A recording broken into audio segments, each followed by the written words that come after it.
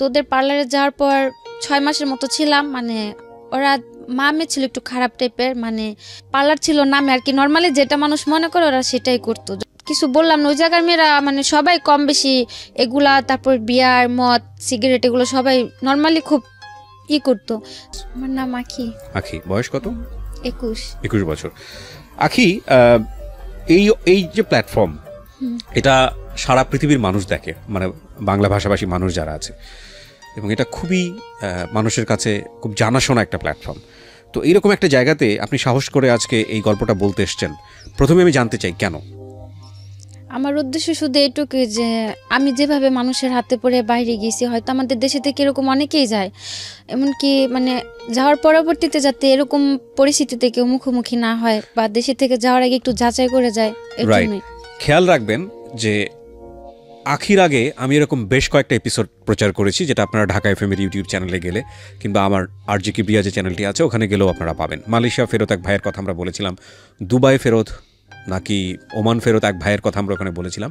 কিন্তু এই প্রথম কোনো একজন নারী যিনি এভাবে আপনাদেরকে সোশ্যাল মিডিয়াতে নিজেকে ফেস করে স্বেচ্ছায় সজ্ঞানে নিজের কথাগুলো এখানে বলতেছেন, এবং সেদিক থেকে এটা একেবারেই ইউনিক।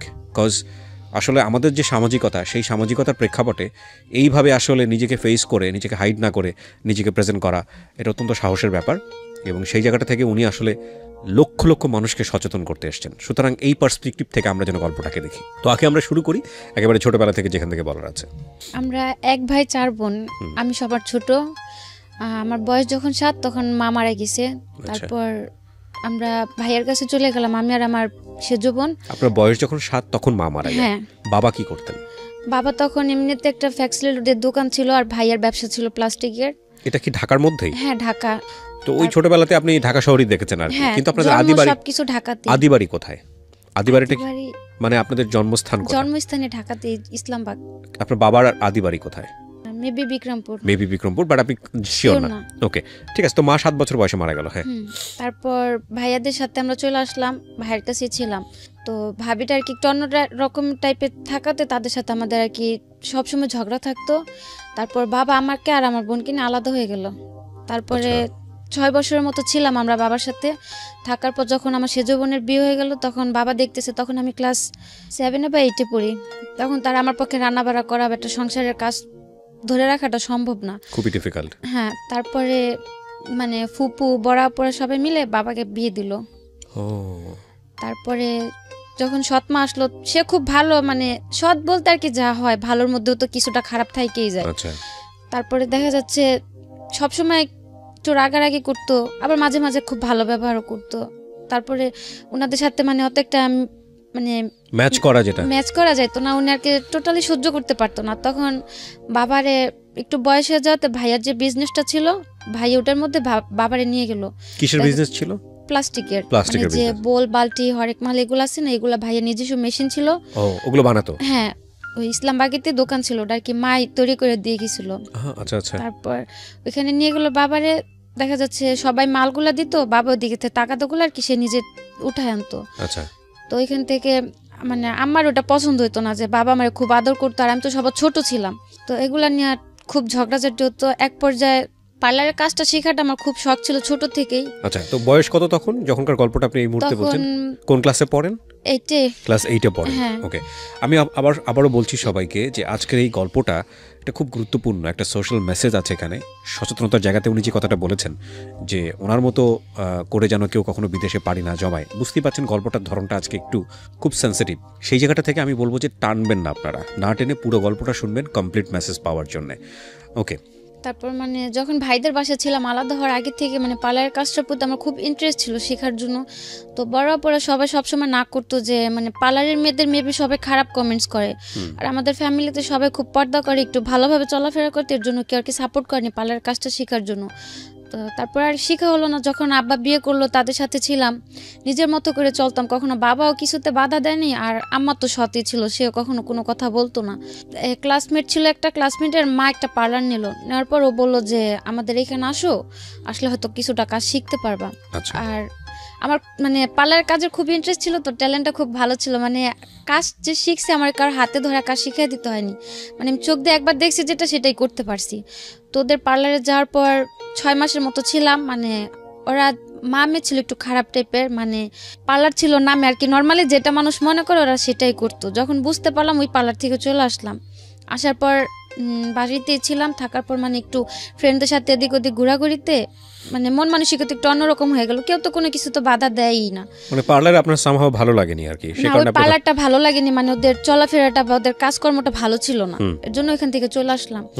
তারপর এক রোজার ঈদে নিউ মার্কেটে পার্লারে চুল রিবোল্ডিং করতে গেলাম। ওইখানে একটা আপু বললো যে আপনাদের যদি পার্লারের কোনো মেয়ে জানা থাকে, ফুল বিউটিশিয়ানও যদি হাফ হয় তা তো চলবে, আমাদের এখানে আসলে আমরা কাজ শিখানি।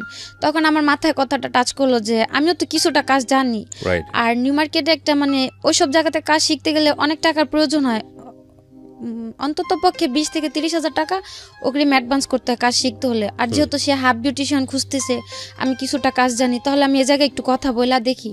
তারপর উনি বললো যে যদি চেনা পরিচিত কেউ থাকে দিতে পারো। তা আমি বললাম যে আমি কাজ জানি, আমারে রাখবেন। পরে বললো কি কি পারো তুমি? আমি বললাম যে দেখা যাচ্ছে আমাদের ওটা তো এলাকার পার্লার আর এটা তো মার্কেট সাইড, আমি কাজ ফুলই জানি, মানে মিথ্যে কথা বললাম যে ফুলই জানি, হয়তো আমার এই জায়গাতে রাখে কিছুদিন কাজ শিখাই দিতে হবে, এই জায়গার সিস্টেমটা করা। তো উনি বললো আচ্ছা ঠিক আছে। তারপর ওই জায়গাতে কাজে গেলাম।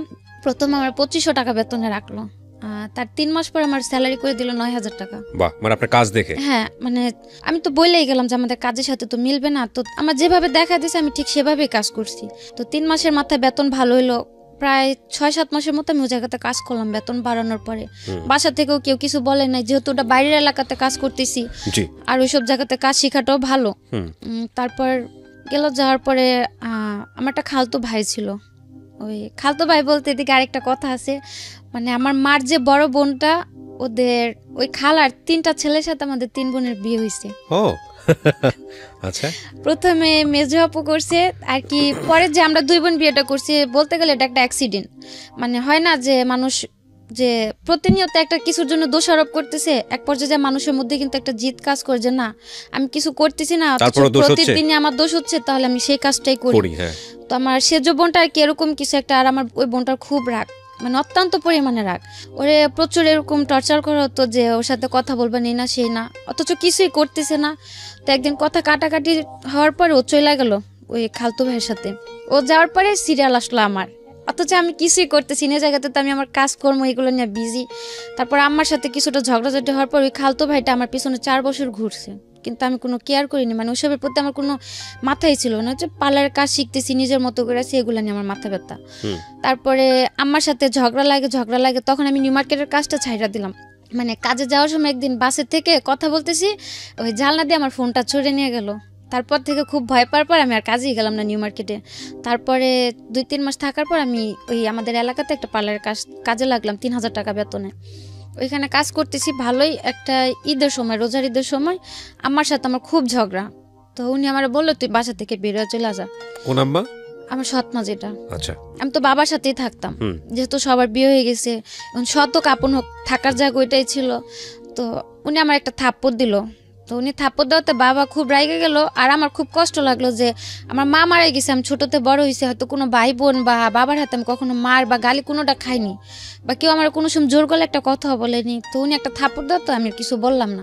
তারপর আমি আমার খালতো ভাইটারে মানে বললাম যে দেখ আম্মা আমার লোক এরকম করে। ও আমার বললো কি যে তুই চলে আয়, আমি তোরে নিয়ে যাম। মানে ওই সময়টা বিয়ে কি সংসার কি এগুলো তখন মাথায়ও নাই। ও বললো যে তুই চলে আয়, আমি তোরে নিয়ে যাম। আমি বললাম কই নিয়ে যাবি? কইলা আয়া পর। তারপর যাওয়ার পরে ও ভালোবাসতো, কিন্তু আমার ভিতরে ওর জন্য কোনো ফিলিংস বা কিছু ছিল না মানে ওই মুহূর্তে। মানে খুব কষ্ট লাগলো। বোনদের কাছে বললো, ওরা এটা খুব রাগারাগি করবে, আমি চাই না আর কি ঈদের একটা সময় ঝগড়াঝাটি হোক। তো কাউরে না বলতে পারে খালতো ভাইটারে বললাম। বলার পর ও বললো যে চলে, তা আমার মাথায় আর কিছু গেল না, আমিও চলে গেলাম, ওর সাথে কাপড় চোপড় নিয়ে চলে গেলাম। তারপর বিয়ে টিয়ে করলাম, 7 মাসের মতো আলাদা ছিলাম। মানে কাউকে জানালেন না? না। বাবা কেউ না? না, কেউ না। ও কাউকে জানায়নি? না। আচ্ছা, ওর ফ্যামিলি থেকে তেমনিতে সাপোর্ট ছিল না, যেহেতু আমার আগে 2টা বোন, ওর 2টা ভাইয়ের কাছে আছে, আমি সিরিয়ালে 3, একটা ফ্যামিলিতে 3টা বোন বা ভাই, এটা কেউ নরমালি মাইনা নিব না। তারপরে গেলাম আমি ওর সাথে, যেদিন পালায় গেলাম। কত বছর বয়সে বিয়ে করলেন? বয়সটা কত ছিল? কত সালে বিয়ে করেছেন? 14 বছরে হবে। 14 বছর বয়সে। ওর বয়স কত? ওর বয়স ছিল 18 কি 19। বুঝতেই পাচ্ছেন যে খুবই মানে একেবারে টিনেজ বয়সের দুজনের সিদ্ধান্ত। হ্যাঁ, তা আমি 3 মাসের মতো ছিলাম আলাদা, কারোর সাথে যোগাযোগ নেই। হঠাৎ করে জানতে পারলাম যে এরকম এরকম আমার কারণে ওই ভরাপুরে দুলাভাই রেখে চলে গেল। তো ও আর কিছু বলেনি, ও বলছে যে থাক, হয়তো এটা আমার নসিবে ছিল না, থাকেনি, উনি আমার কোনো সমস্যা নেই, তোরা বিয়ে শাদী করছিস, তোরা তোর মতো ভালো থাক, এগুলো নিয়ে কোনো টেনশন করে কিছু নাই। ওইভাবে ছিলাম 7 মাস থাকার পরে ও এমব্রয়ডারি কাজ করতো। দুজনের বয়সটা যেহেতু কম ছিল আর সংসার জিনিসটাও বুঝতাম না, চলাফেরার একটু প্রবলেম ছিল। ও বললো কি যে মানে তো এমব্রয়ডারি কাজটা একটু মানে খারাপ যায় কুরবানি ঈদের পরে, বছরের লাস্টের দিয়ে। ও তখন ও বললো কি যে তুমি তোমার বোনের কাছে চলে যাও, আমি 3-4 মাস একটু বাইরে সাইডে যা কাজ করি, যদি আমার টাকা টুকা মিলে আমি তোমার আবার নিয়ে এসে পড়ো। তো তখন আমি আবার ওরা বললাম, যেহেতু আমি পার্লারের কাজ জানি, আমি খুব নর্মালি 4-5 হাজার টাকা বেতনে একটা কাজ করতে পারো, আর তুমি যদি 3-4 হাজার টাকা কাজ করে দুজনে চলা হয়ে যাবো, তা আলাদা হওয়ার কিছু নাই। মানে খুব রাগারাগি চিল্লাচিল্লি হইলো। তারপর এক পর্যায়ে আমার জোর করে আপুর বাসায় পাঠাইলো। পাঠানোর পরে দেখা যাচ্ছে যোগাযোগ একই এলাকাতে আছে কিন্তু আলাদা। ওরে যদি আমি বলি যে এভাবে কি থাকা যায়, মানুষ তো খারাপ বলে। আর আপু একা থাকে, ও কাজ কাম করতেছে একা থাকে, যেহেতু তোমার ভাইও চলে গেছে, ওর ঘরে বসে খাওয়াটা তো আমার সম্ভব না। আর ও টাকা টুকাও দিত না, বরং আমি কাজ করতাম, আমার টাকা ওরও লাগতো। তারপরে ও বললো যে দেখো এখন তো আর সংসার করার বয়স না, এটা হচ্ছে একটা স্বাধীনতার বয়স। কে বলছে এটা? আমার হাজবেন্ড। ওকে। এখন এটা হচ্ছে একটা অল্প বয়স, মানে এখন বলতে গেলে আমি স্বাধীন, আর তোমার নিয়ে থাকতে গেলে আমি বন্দি হয়ে থাকতেছি, আমি যা করতেছি তোমার বলতে হইতাছে, আমার মাথায় একটা টেনশন থাকতেছে সবসময়, সংসার এগুলো আমি নিতে পারতাছি না, তুমি থাকো তোমার মতো করে। তারপরে এগুলা হওয়ার পরে ছিলাম আপুর কাছে, থাকার পরে ইন্ডিয়াতে গেলাম। ইন্ডিয়াতে আমার মানে ইন্ডিয়া যাওয়ার সিদ্ধান্ত নিলেন কেন? ইন্ডিয়া যাওয়ার প্ল্যানটা আসলো যে ও নিতে চাইতেছে না, আর এদিকে থাকলো সবার কথা শুনতে হইতেছে, কেউ ভালো বলতেছে, কেউ খারাপ বলতেছে, আবার কেউ এরকম মন্তব্য করতেছে যে 3 বোন বিয়ে বসলাম, 1 বোনের সংসারটা ঠিক আছে, 2 বোনই থাকতে পারলাম না, কি বিয়ে করলাম। তো এক পর্যায়ে মানে বাধ্য হলাম যে আমি এদের মাঝে থাকবো না। তারপরে ওই ভাইয়ের কাছে আমি যোগাযোগ করলাম যে ভাই আমারে যদি পারেন কোথাও পাঠায় দেন একটা বাসা বাড়ির কাজে, আমি যাই। এই ভাইটাকে আপনি চিনতেন কিভাবে? ওই ভাইটারে চিনতাম, ওই যখন আমি নিউ মার্কেটে পার্লার কাজ শিখলাম না, ওই বাসার ওইখান থেকে যাওয়া আসা করতাম, ওইখানে ওনার ক্লাব ছিল। আচ্ছা, কিসের club? Dance club. Dance club, ওখানে কি হতো? মানে উনি নাচ শিখাইতো পোলাপানদের, তারপর যে গায়ে হলুদে বিয়ে বাড়িতে নাচানাচি করে না মেয়েরা যায়, মেয়েরা ছেলেরা, ওনার থেকে মানে ওনার সাথে কন্ট্যাক্ট করে লোক পাঠাইতো। তারপরে বাহিরেও মেয়েরা বাইরে ডান্স করতে যায় না, এগুলো উনি পাঠাইতো। আচ্ছা, তারপর ওনার আমি বললাম যে ওনার সঙ্গে আপনার পরিচয় কিভাবে? পরিচয় কেন? একটা অনুষ্ঠানে গেছিলাম, ওইখান থেকে আর কি পরিচয় হয়েছিল। বিয়ের সাজানোর অনুষ্ঠান, সেই অর্থে পরিচয় হওয়া মানে ওর মধ্যে এমনিতে কথাবার্তা চলতো, ওনাদের বাসায় আমি গেতাম, ওনার মা আমারে খুব আদর করতো। এখানে একটা বিষয় খেয়াল করবেন সবাই, আমরা গল্পের ব্যাকগ্রাউন্ডে আছি যে কেন উনি বিদেশ গেলেন। উনি যে ঘটনার মধ্য দিয়ে আগাচ্ছেন, এরকম ঘটনা অনেকেরই আছে। হ্যাঁ, সো এই ঘটনাগুলোকে নিয়ে ওনাকে ক্রিটিসাইজ করার দরকার নাই বা ওনার দিকে আঙুল তোলার দরকার নাই। আমাদের মূল জায়গাটা হচ্ছে, গল্পটা বোঝানোর জন্য আমরা ব্যাকগ্রাউন্ডে আছি, মূল জায়গাটা হচ্ছে যে কোনো পরিস্থিতিতে পড়েই আপনি বিদেশ চান না কেন, সেই বিদেশ যাওয়াটা সিস্টেমেটিক আছে তো, বা বিদেশ যাওয়ার পরে আপনি যে অভিজ্ঞতার মুখোমুখি হচ্ছেন, এটা কি আপনার কারণেই হচ্ছে, এই জায়গাগুলো ফোকাস করবেন। ঠিক আছে, সো দয়া করে সবাই ওনার দিকে অঙ্গুলি নির্দেশ করবেন না। হ্যাঁ, ওকে, হ্যাঁ বলেন। তো ওর সাথে শেয়ার করলেন যে আমি কি করা যায়। তারপর আমি বললাম যে ভাইয়া আমার বাইরে পাঠা দেন, আমি চলে যাব। উনি আমার অনেক বুঝালো যে তোমার বয়সটা এখনো বাইরে যাওয়া, বাইরে কেন যাবেন আপনি, আপনার মাথায় কেন আসলো বাইরে যাওয়ার? মানে আমি যে মানুষের এত কথা মানে নিতে পারতেছিলাম না, যে আপুরাও কেউ সাপোর্ট করতেছে না। মানে দেশের বাইরে কথা বলেছেন নাকি ইন্ডিয়া যাওয়ার কথা বলেছেন? ইন্ডিয়া যাওয়ার কথা আপনি বলেছেন না, ওই ভাই বললো যে ইন্ডিয়াতে যাও। আপনি ওনাকে ফার্স্ট কি বলেছেন? যে আপনি বলছি যে কোনো একটা জায়গাতে একটা ভালো পরিবেশে আমরা পাঠালে হবে। এটা কি দেশের বাইরে? হ্যাঁ। তো উনি যে দেশের বাইরে লোক পাঠাতো আপনি জানতেন কিভাবে? হ্যাঁ, ওই যে ওনাদের বাসায় আমি যাওয়া আসা করতাম, বাসা ছিল ওনাদের 2 তলা, ফ্যামিলি সবাই থাকতো, নিচতলা ওনার ক্লাবটা ছিল, ওখান থেকে মেয়েরা বাইরে যাইতো ডান্সের জন্য, যেভাবে যাইতে চাইতো সে ওইভাবে পাঠাতো। আচ্ছা, তো ওইভাবে আমার তারে বলা যে ভাই আমি তো ডান্স পারি না যে আমার ক্লাবে পাঠাবেন, আমার একটা বাসা বাড়ি বা যদি কোনো একটা ভালো কাজে পারেন আমার পাঠান। তো উনি আমার বুঝাইছিল যে যাওয়ার দরকার নেই, সবার বাইরের লাইফটা শুট করে না, তো তুমি যাও না। বললাম যে ভাই আপনি তো পাঠাবেন, আর আপনি যদি আমার এত আদর করেন, আপনার উপর আমার অতটুকু বিশ্বাস আছে, আপনি আমার খারাপ কোথাও পাঠাবেন না। তো ঠিক আছে, উনি বললো যে আচ্ছা ঠিক আছে। যেদিন বললাম তার বিকেল আমার বলতেছে কি তুমি চলে আসো, শুধু একটা 3 পিস নিয়ে একটা কাপড় নিবা, বেশি কিছু না, নিয়ে আসো। আমি বললাম আমি কই যাম? বললো যে তোমার বাইরে পাঠাম। তা আমি পুরা মানে অনেকটা আজও বললাম যে একদিনের মধ্যে কি কেউ বাইরে যাইতে পারে? উনি বললো যে পাসপোর্ট করা ছিল, আমার আগে থেকে পাসপোর্ট করা ছিল। বললো তো, বলার পর আমি আর বেশি কিছু বললাম না। বাসা যে আপুটার কাছে ছিলাম, যেমন আমার 3টার দিকে বের হইতে বলছে, আমি 2:30টার দিকে ওরা ফোন দিয়ে বলছি যে এরকম এরকম আমি বাইরে চলে যাম। তখন আমি জানি না আমি কোন দেশে যাচ্ছি বা কী কাজে যাচ্ছি, কী আসে বিষয় জানি না। তো যাওয়ার পরে উনি বললো যে আমরা ডাইরেক্ট পাঠাইতেছি, কিন্তু তারা আমার ব্ল্যাকে ইন্ডিয়াতে পাঠাইলো। আপনাকে বললো যে আপনি ইন্ডিয়া যাচ্ছেন? হ্যাঁ, আমি রাস্তাতে জানতে পারলাম, যাওয়ার পথে জানতে পারলাম যে আমার ইন্ডিয়াতে পাঠাইতেছে। মানে আপনার জীবনটা এত সহজ মনে হয়েছে আপনার কাছে? আপনার বয়স কত তখন? 15-16 হবে। 15-16 বছরের বয়সের বাচ্চার কাছ থেকে, তো বাচ্চাই, শিশুই বলা চলে, টিনেজ বয়সের একটা মেয়ের কাছ থেকে এত কিছু এক্সপেক্ট করাটা আমাদের উচিত হবে না। খেয়াল রাখবেন, দিস ইজ দ্য রিয়েলিটি। এবং জীবনে কখনোই মানে আমার জীবনে যা ঘটে গেছে পুরো দুনিয়াটাই এরকম, এভাবে জাজ করার কোনো দরকার নেই। ও যা করেছে 15 বছর বয়সে, বা ওর জীবনে যেটা হয়েছে সেটা যে আরেকটা 15 বছর মেয়ের জীবনে হবে না, সেটাও মনে করার কোনো দরকার নেই।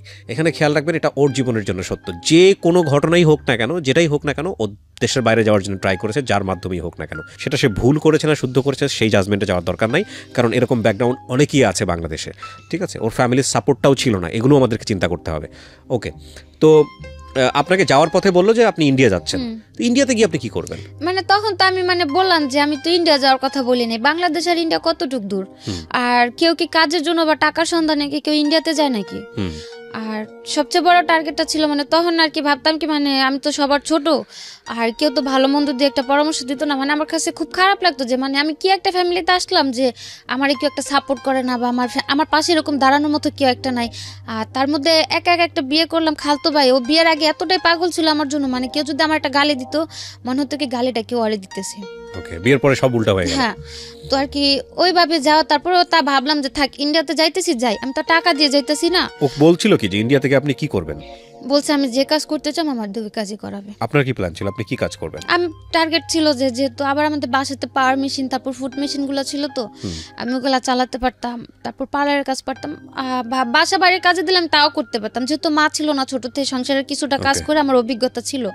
তো আমার উদ্দেশ্য ছিল যাই আমি করতে পারবো, আল্লাহ হোক সেটা সেলাই মেশিনের কাজ বা হোক পার্লারের কাজ। সেটা ইন্ডিয়াতে কি করার দরকারটা কি? এটা তো বাংলাদেশেই করা যায়। সেটা তার আমি প্রথমে বুঝতে পারিনি আমার যে ইন্ডিয়াতে পাঠাইতেছে। আমি তো যাওয়ার পথে মাঝ পথে জানতে পারলাম, আর ওইখান থেকে ব্যাক আসা আমার পক্ষে পসিবল না। তো গেলাম, যাওয়ার পরে যে ভাই সাথে ছিল আপনার, আমার সাথে আরেকটা মেয়ে ছিল, ও জেনে শুনে যাচ্ছিল নাকি? ও যাওয়ার পথে আমারে বললো যে ও কোন টাকা যাইতেছে 1 সপ্তাহের জন্য, খারাপ কাজের জন্য। তা আমি ভাবলাম যে থাক, তারা তো বলছে যে যে কাজের জন্য যায় ওই কাজের জন্যই যায়, ওটা যার যার ব্যক্তিগত ব্যাপার। তা আমি ওটা নিয়ে মাথা বেশি করলাম না। যাওয়ার পরে যে ভাইদের বাসায় ছিলাম, পরে যাওয়ার পর দেখতে পেলাম যে উনিও মেয়েদের দিয়ে 2 নাম্বার ব্যবসা করে। ওদেরকে যাওয়ার পরে ছিল উনার হয়তো মেয়েদের ব্যবসাটা ছিল, কিন্তু উনি আমারে তার জন্য নেয়নি। উনার ছোট একটা বাচ্চা ছিল, তো ওই বাচ্চাটা দেখাশোনা করার জন্য উনি আমারে রাখলো। আমি তার বাসাতেই ছিলাম, অন্য মেয়েদের সাথে আমার কোথাও দিল না। তো এখানে 7 মাস ছিলাম, থাকার পরে বাড়ি আসার জন্য হঠাৎ করে বাড়ির জন্য খুব খারাপ লাগলো। তারপর ওনার আমি বললাম আমার বাড়ি পাঠা দেন। এই 7 মাস আপনি কি কাজ করেছেন ওখানে? ওনার বাসায় ছিলাম, বাসায় ওনার যে ছোট বাচ্চাটা ছিল ওই বাচ্চাটা দেখাশোনা করতাম, আর এমনিতে বাসায় টুকটাক কাজ করতাম, ভাবি রান্নাবাড়ি করতাম। আমি আগে ইন্ডিয়ার কোথায় এটা? বোম্বাইতে। বোম্বেতে? আপনার পাসপোর্ট করা ছিল না? আমার তো যে নদী পার করে নিল পাসপোর্ট। কিভাবে নিয়েছে বলেন তো, এগুলো খেয়াল করেন। হ্যাঁ, এখান থেকে যে পারুলিয়া নাম বলে একটা সম্ভবত দেশ আছে, আর অনেক আগে তো পুরাটা মনে নেই, কিন্তু জাস্ট একটু মনে আছে আমার সাথে শেয়ার করেন। পারুলিয়াতে ছিলাম, পারুলিয়া যাওয়ার পর ওই, কিন্তু এখানে তো আমাদের যতদূর জানি যে বর্ডার পাস করতে হয়, বা যেভাবে জানা কেন যে ওই রাতে যে পেঁয়াজ তারপর রসুন টসুন অনেক কিছু নদীর উপর দিয়ে পার করা। আর বর্ডারটা খুব বেশি একটা ছিল না, হাইস্ট গেলে 2 ফুট কি 3 ফুট হবে, এতটুক জায়গা আমাদের পানি দিয়ে হাঁটা নিয়ে গেছে। আচ্ছা, জাস্ট ওটুকুই পার হয়ে গেলাম। ওইটুকু পার হওয়ার পরে কলকাতা ঢুকে গেলাম। ঢুকে যাওয়ার পর এখানে ছবি টবি তুলে ওই কলকাতার একটা আইডি কার্ড বানিয়ে দিল। কে করলো এটা?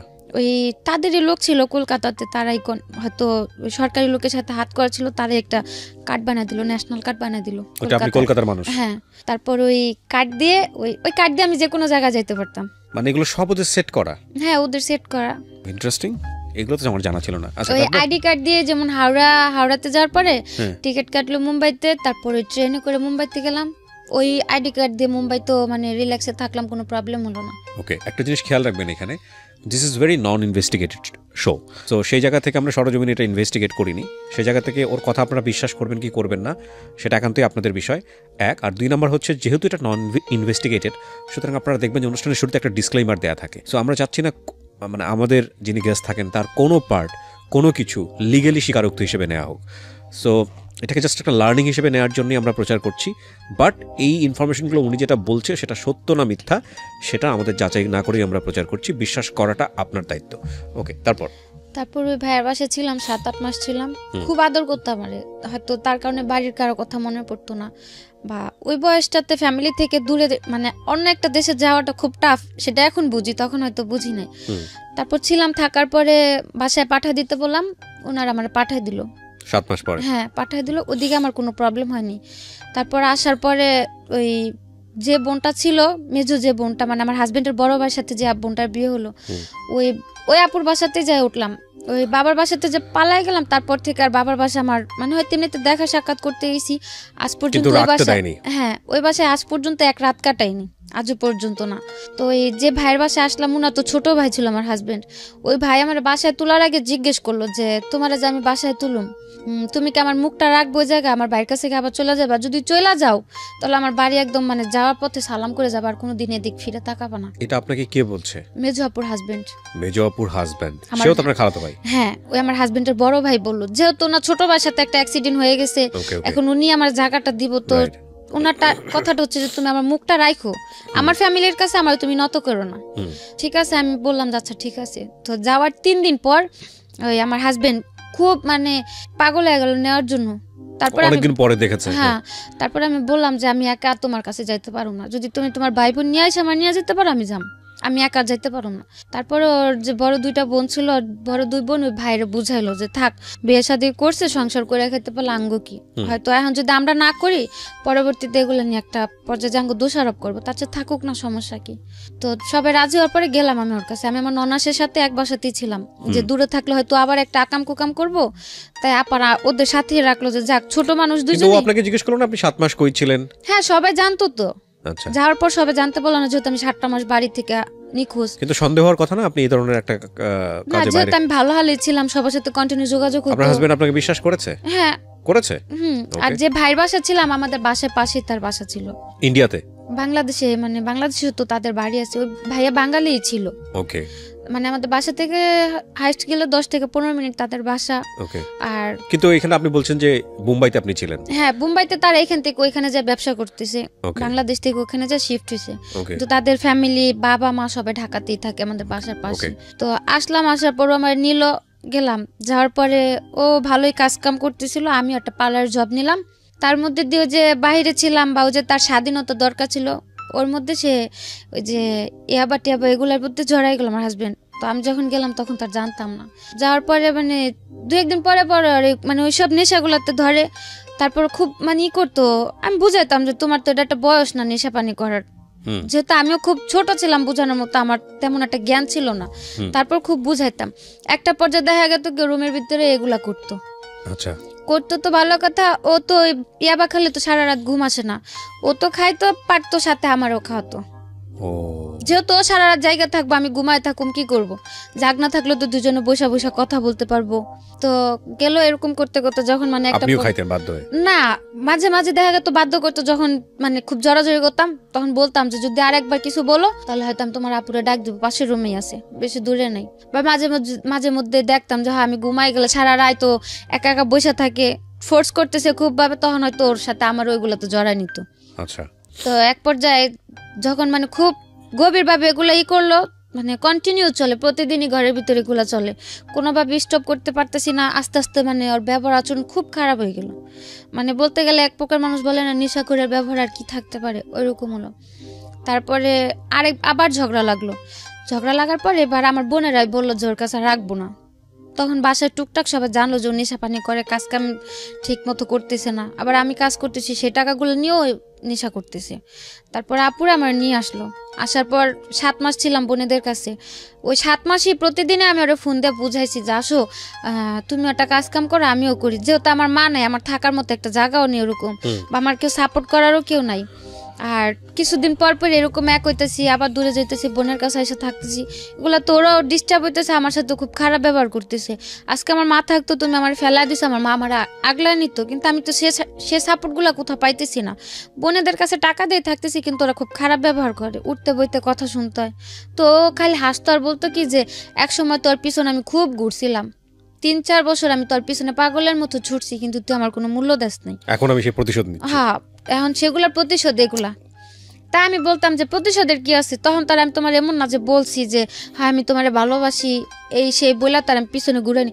তোমার ভালো লাগছে তুমি ঘুরছো, কিন্তু তখন তো তোমার সাথে আমার সম্পর্ক ছিল না। যখন থেকে সম্পর্ক তখন পর্যন্ত তো আমি যথেষ্ট চেষ্টা করছি যে সম্পর্কটা টিকা রাখার জন্য, সংসারটা জোড়া রাখার জন্য। তখন তার আমি খারাপ কিছু করিনি। ও শুধু হাসতো আর এই কথাটাই বলতো, মনে করো না এখন তোমার রাত আমার দিন। তো এক পর্যায়ে যে মানে খুব খারাপ লাগলো যে ওর জন্য আমার সেজ বোনের সংসারটা ভেঙে গেল। ওর জন্য আমি বোনদের কাছে বারবার ছোট হইতেছি, আর ওরও আমি কোনোভাবে বুঝে সংসারটা ঠিক করতে পারতেছি না। তো যাক, আমার কারণে যেহেতু আমার বোনটার লাইফটা নষ্ট, আজও পর্যন্ত ও বিয়ে করেনি। সেজ আপুর কাছে থাকে, কাজ করে, সেজ আপুর কাছে থাকে। তো মাঝে আবার একটু কথা রয়ে গেছে যে ভাইয়ের দোকানে যে বাবা মানে ব্যবসাতে ছিল না, ভাই মাঝে স্ট্রোক করলো, বাবারে বের করে দিল ভাইয়ের দোকান থেকে। তারপর বাবা রিক্সা চালাতো। তারপর এদিকে বাবা রিক্সা চালায়, দ্বিতীয় দিকে সেজ বোনের সংসারটা আমার জন্য ভেঙে গেল। মানে এদিকে হাজবেন্ডও খারাপ ব্যবহার করতেছে, আর আমি তখন কাজ করতাম 5-6 হাজার টাকা বেতনে একটা কাজ করতাম। আমার তো সম্ভব হতো না সবারই হেল্প করার জন্য। তো একটা পর্যায়ে যে আমি খুব করলাম যে থাক, আমি তো আমার নিজের লাইফটা সেটেল করতে পারলামই না, তো আমি বাহিরে চলে যাই, যাই হয়তো যদি আমি একটা ভালো বেতনে কাজ করতে পারি, আমার বাবার একটা ছোটখাটো দোকান দিয়ে দিলাম, আর আমার সেজ বোনটার কিছু টাকা খরচ করলে হয়তো ওরা একটা ভালো জায়গায় বিয়ে শাদী দেওয়া যাবে। উদ্দেশ্য কিন্তু মহৎ, উদ্দেশ্য মহৎ। হ্যাঁ, আমি চলে যাই, যেহেতু আমি সবার ছোট, আর আমার সেজ বোনটা মানে ছোট বলতে কি, মানে আমরা যে 4-5 ভাই বোন, মানে সবার মধ্যে আমি বলতে গেলে একটু কঠোর। মানে আমি যে কোনো জায়গায় যে কোনো পরিস্থিতিতে নিজের তৈরি করে নিতে পারি, কিন্তু আমার যে সেজ বোনটা খুবই মানে নরম, বলতে গেলে খুবই নরম। ও কারোর সাথে দুটো কথা বলতে গেলে একবার জায়গায় 10 বার চিন্তা করে কথা বলে। তো সে জায়গা থেকে আমি ভাবলাম যে যদি আমি বাইরে চলে যাই, আমার দ্বারা যদি আমার বাবাটা একটু ভালোভাবে থাকতে পারে, আর আমার বোনটারও বিয়ে হয়ে যায়, তো এগুলো টার্গেট করে আমি ওই ভাইয়ের কাছে আবার গেলাম। যার পর বললাম যে ভাইয়া, আমি ইন্ডিয়া সব ছোট কোনো জায়গায় যাবো না, আমার অন্য কোনো একটা ভালো জায়গায় পাঠান, যাতে আমি আমার ফ্যামিলিটার জন্য অন্তত কিছু করতে পারি। আমি আমারই নিয়ে চিন্তা করি না, কারণ আমি একা সবার ছোট মানুষ, আমি একা একটা মানুষ। আমি হয়তো মানুষের বাসায় কাজ করে খেলেও খাইতে পারুম, হয়তো আমি আমার বাবাটার আর বোনটার লাইফটা যদি সেটেল করে দিতে পারি, তাহলে তো আমার কাছে নিজে খুব ধন্য মনে হইব। তো তারপর উনি বললো যে আচ্ছা ঠিক আছে, পাসপোর্ট দিয়ে যায়, আমি দেখি। তো দিয়ে আসলাম পাসপোর্ট দিয়ে আসার 1 মাস পরে ওই শবে-বরাতের দিন আমার ফোন করলো যে আমার পাসপোর্টে ভিসা লাগছে মালয়েশিয়ার। তো আমি জিজ্ঞেস করলাম কি কাজ মালয়েশিয়ার? পরে বললো যে তুমি মালয়েশিয়া যে পার্লারের কাজ করতে পারবা। তা আমি বললাম আচ্ছা ঠিক আছে। তারপরে আমি বাসা সবারে ওই শবে-বরাতের নামাজের পরে, মানে আমার ফোনেও ছবি পাঠাইছিল যে মালয়েশিয়ার ভিসা আসছে, ওই ছবিটা সবাই দেখালাম যে এরকম মালয়েশিয়া চলে যাম। তারপর সবাই খুশি যে এই মালয়েশিয়া যাও কি এই ভাইয়ের মাধ্যমেই? এই যে ভাই পার্লারে কাজ করতো? না, ওই যে ক্লাবে ছিল যে ভাইটা আপনাকে ওই আপনি ক্লাবে পরিচয় হলেন, যে আপনাকে ইন্ডিয়া পাঠিয়েছিল একটু আগে, সেই ভাই। ওকে। তার 15 দিন পর আমার টিকিট আসলো। তো আপনি ভাইকে বিশ্বাস করলেন কিভাবে? আপনাকে এর আগে পাঠিয়ে দিল ইন্ডিয়াতে, এরকম একটা জায়গায়। ইন্ডিয়াতে পাঠালো, তখন তো আর তাদের পরিবেশটা খারাপ ছিল, কিন্তু আমার সাথে তো আর কেউ খারাপ কিছু করেনি, আমি তো ভালো কাজ করলাম। আচ্ছা, সেজন্য ট্রাস্টটা ছিল, যেহেতু খারাপ পরিবেশে তো মানুষ ভালো কাজ করেছে আমার সাথে তো কোনো অত্যাচার বা খারাপ কিছু হয়নি। ওই বিশ্বাসে আমি বললাম যে ভাই আমার আবার কোথাও পাঠা দেন, কিন্তু আমি ইন্ডিয়া এসব জায়গায় কোথাও যাব না। পরে ভিসা আসলো 2017 জুনে। আপনি টাকা দিয়েছিলেন? না, আমার কোনো টাকা লাগেনি। টাকা ছাড়াই ভিসা? হ্যাঁ। কোথায়, কোন দেশে? মালয়েশিয়াতে। ওকে। পাসপোর্ট করা ছিল আপনার? হ্যাঁ, পাসপোর্ট আমার করা ছিল। তারপর ওই 18 তারিখে বললো যে জুনের 1 তারিখে প্রথম ফ্লাইটটা ছিল, জুনের 1 তারিখে। পরে আমার ফোন দিয়ে বললো যে এরকম জুনের 1 তারিখে তোমার ফ্লাইট, হ্যাঁ তোমার শপিং টপিং কিছু করা লাগলে তুমি করে নাও। তা আমি বললাম যে আমি শপিং করবো, আমার কাছে টাকা টুকা নেই, যদি কিছু নিতে হয় ওনাদের বলেন আমার টাকা দিয়ে নিতে, আমি যাওয়ার পর কাজ করলে আমার বেতন কাইটা রেখে দিব। কিসের কাজ ছিল? বলছিল পার্লারের কাজ। ওকে। তারপরে আমার 10,000 টাকা দিছিল, তো যাওয়ার জন্য আমি একটা লাকেজ বা টুকটাক কিছু শপিং করলাম যে যাওয়ার জন্য। তারপর 1 তারিখে ফ্লাইট ছিল, 1 তারিখে আমি বেরোলাম। আমার বললো মানে 9টা ফ্লাইট ছিল, অন্তত 3 ঘন্টা আগে তো এয়ারপোর্টে যে উপস্থিত থাকতে হয়। তো তারা আমার বললো কি যে 7টার দিকে তুমি রুম থেকে বেরোবো। তো 7টার দিকে বেরোয় তো আর ওই 9টার ফ্লাইটে যায় পৌঁছানো সম্ভব না, রমজানের মাস, রাস্তাঘাটও মানে ট্রাফিকে প্রবলেম থাকে। তারপর অর্ধেক পথ যাওয়ার পরে তারা বললো যে তুমি যা পৌঁছাতে পারবা না, টিকিট এটা ক্যান্সেল হয়ে গেছে, তুমি বাসায় চলে যাও, আবার অন্য কোনো মানে ফ্লাইটে যেতে হবে, অন্য কোনো ভাবে টিকিট করতে হবে। তারপর যাওয়ার পরে জুনের 18 তারিখ আমার কনফার্ম ফ্লাইট হলো। 2017? তারপর 2017-তে জুনের 18 তারিখে আমি মালয়েশিয়াতে গেলাম। যাওয়ার পর 2-3 দিন রেস্ট করতে দিল। যাওয়ার পরে কোথায় উঠলেন? যাওয়ার পর যে ভাড়া নিল তাদের বাসায় নিয়ে গেল। বাঙালি? হ্যাঁ। আচ্ছা। তারপর ওনাদের বাসায় গেলাম, যাওয়ার পরে আমি গেছিলাম, আমার সাথে আরও 2টা ফ্যামিলি, মানে আমার তো ট্যুরিস্টই নিছিল প্রথমে। তারপর গেলাম, যাওয়ার পর আমার মানে ট্যুরিস্টে নিল, আমার যেমন আমার ওয়াইফ বানালো, আমার সাথে আরেকজনের হাজব্যান্ড বানালো, এরকমভাবে 3টা ফ্যামিলি গেলাম আমরা। আপনাকে ওয়াইফ বানিয়েছে, আরেকজনকে হাজবেন্ড বানিয়েছে। হাজব্যান্ড মানে হাজব্যান্ড ওয়াইফ হানিমুন ভিসাতে মানে টুরিস্টে ঘুরতে যাইতেছি। ওকে, ওইভাবে করে নিল। এই কার্ড বের করেছে, কাবিননামা টামিননামা এগুলো বের করেছে? হ্যাঁ, ওনারা এই সবগুলো বের করে নিছে। ওরাই বের করে দিয়েছে? হ্যাঁ, আমার কিচ্ছু করতে নেই, শুধু আমি পাসপোর্ট জমা দিলাম আর মালয়েশিয়া চলে গেলাম।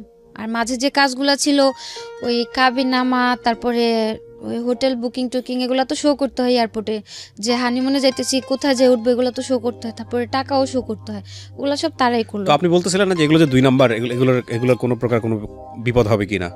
না, ওনারা বলছে যে মানে নরমালি কাজের মানে মেয়েদের কাজের জন্য নরমালি মালয়েশিয়ার কোনো ভিসা নাই, মানে যে যেমন সৌদি আরব অন্যান্য রাষ্ট্রে যেমন মানে টুরিস্ট ভিসাতে যাবে, তারপরে হ্যাঁ, গিয়ে তারপরে যা করার, তারপরে যদি ভালো কাজ হোক খারাপ কাজ ওটা যার যার সিদ্ধান্ত। হ্যাঁ, যেমন লোকের কাছে যা পাবে সে তেমন কাজ করব। তারপর গেলাম, যাওয়ার পর 3টা ফ্যামিলি গেলাম, 3টার মধ্যে 2টা এয়ারপোর্টে আটকায় দিল, মালয়েশিয়ার এয়ারপোর্টে ইমিগ্রেশনে। তো আমাদের কোনো প্রবলেম হয় না, আমরা বের হয়ে গেলাম। ইমিগ্রেশন পার হয়ে যখন এয়ারপোর্ট থেকে বের হবো, ওই এয়ারপোর্টের 2টা এমনি লোকাল পুলিশ ছিল, ওই পুলিশগুলো মানে আমার সাথে যে ছেলেটা ছিল, ছেলেটা জিজ্ঞেস করলো যে ইংলিশে জিজ্ঞেস করলো যে তোমাদের এজেন্ট আছে? ও কিছুই বুঝলো না, কিন্তু ঠাস করে বলে দিল যে ইয়া এজেন্ট। তো পুলিশ ভাবলো কি যে মানে সম্ভবত এজেন্ট আছে, আমাদের দুজনকে নিয়ে সাথে সাথে পুলিশের গাড়িতে তুলে দিল। তো পুলিশের গাড়িতে? হ্যাঁ, এয়ারপোর্ট থেকে বের করে পুলিশের যে গাড়িগুলো নরমালি ওগুলো তো উঠাইলো। তো উঠানোর পর তো মানে আমার খুব রাগ হচ্ছে, এক প্রকার তো রাগ হচ্ছে, দ্বিতীয়ত ভয় হচ্ছে, খুব কান্না করতে ইচ্ছে করতেছে যে ভাষা পারি না, মাত্র আসলাম, আর এখন যদি পুলিশে ধরে তার আগে ছুটা নিব না, কি হবে, কি একটা মানে টেনশন। তারপরে ওই ছেলের কাছে সিম দিছিল, মালয়েশিয়ার সিম, তো ওই সিম চালু করেছিল, আমার কাছে যে ভাইয়াদের নাম্বার ছিল না, আমি ফোন দিলাম, তখন মালয়েশিয়ার টাইম সকাল 7টা বাজে।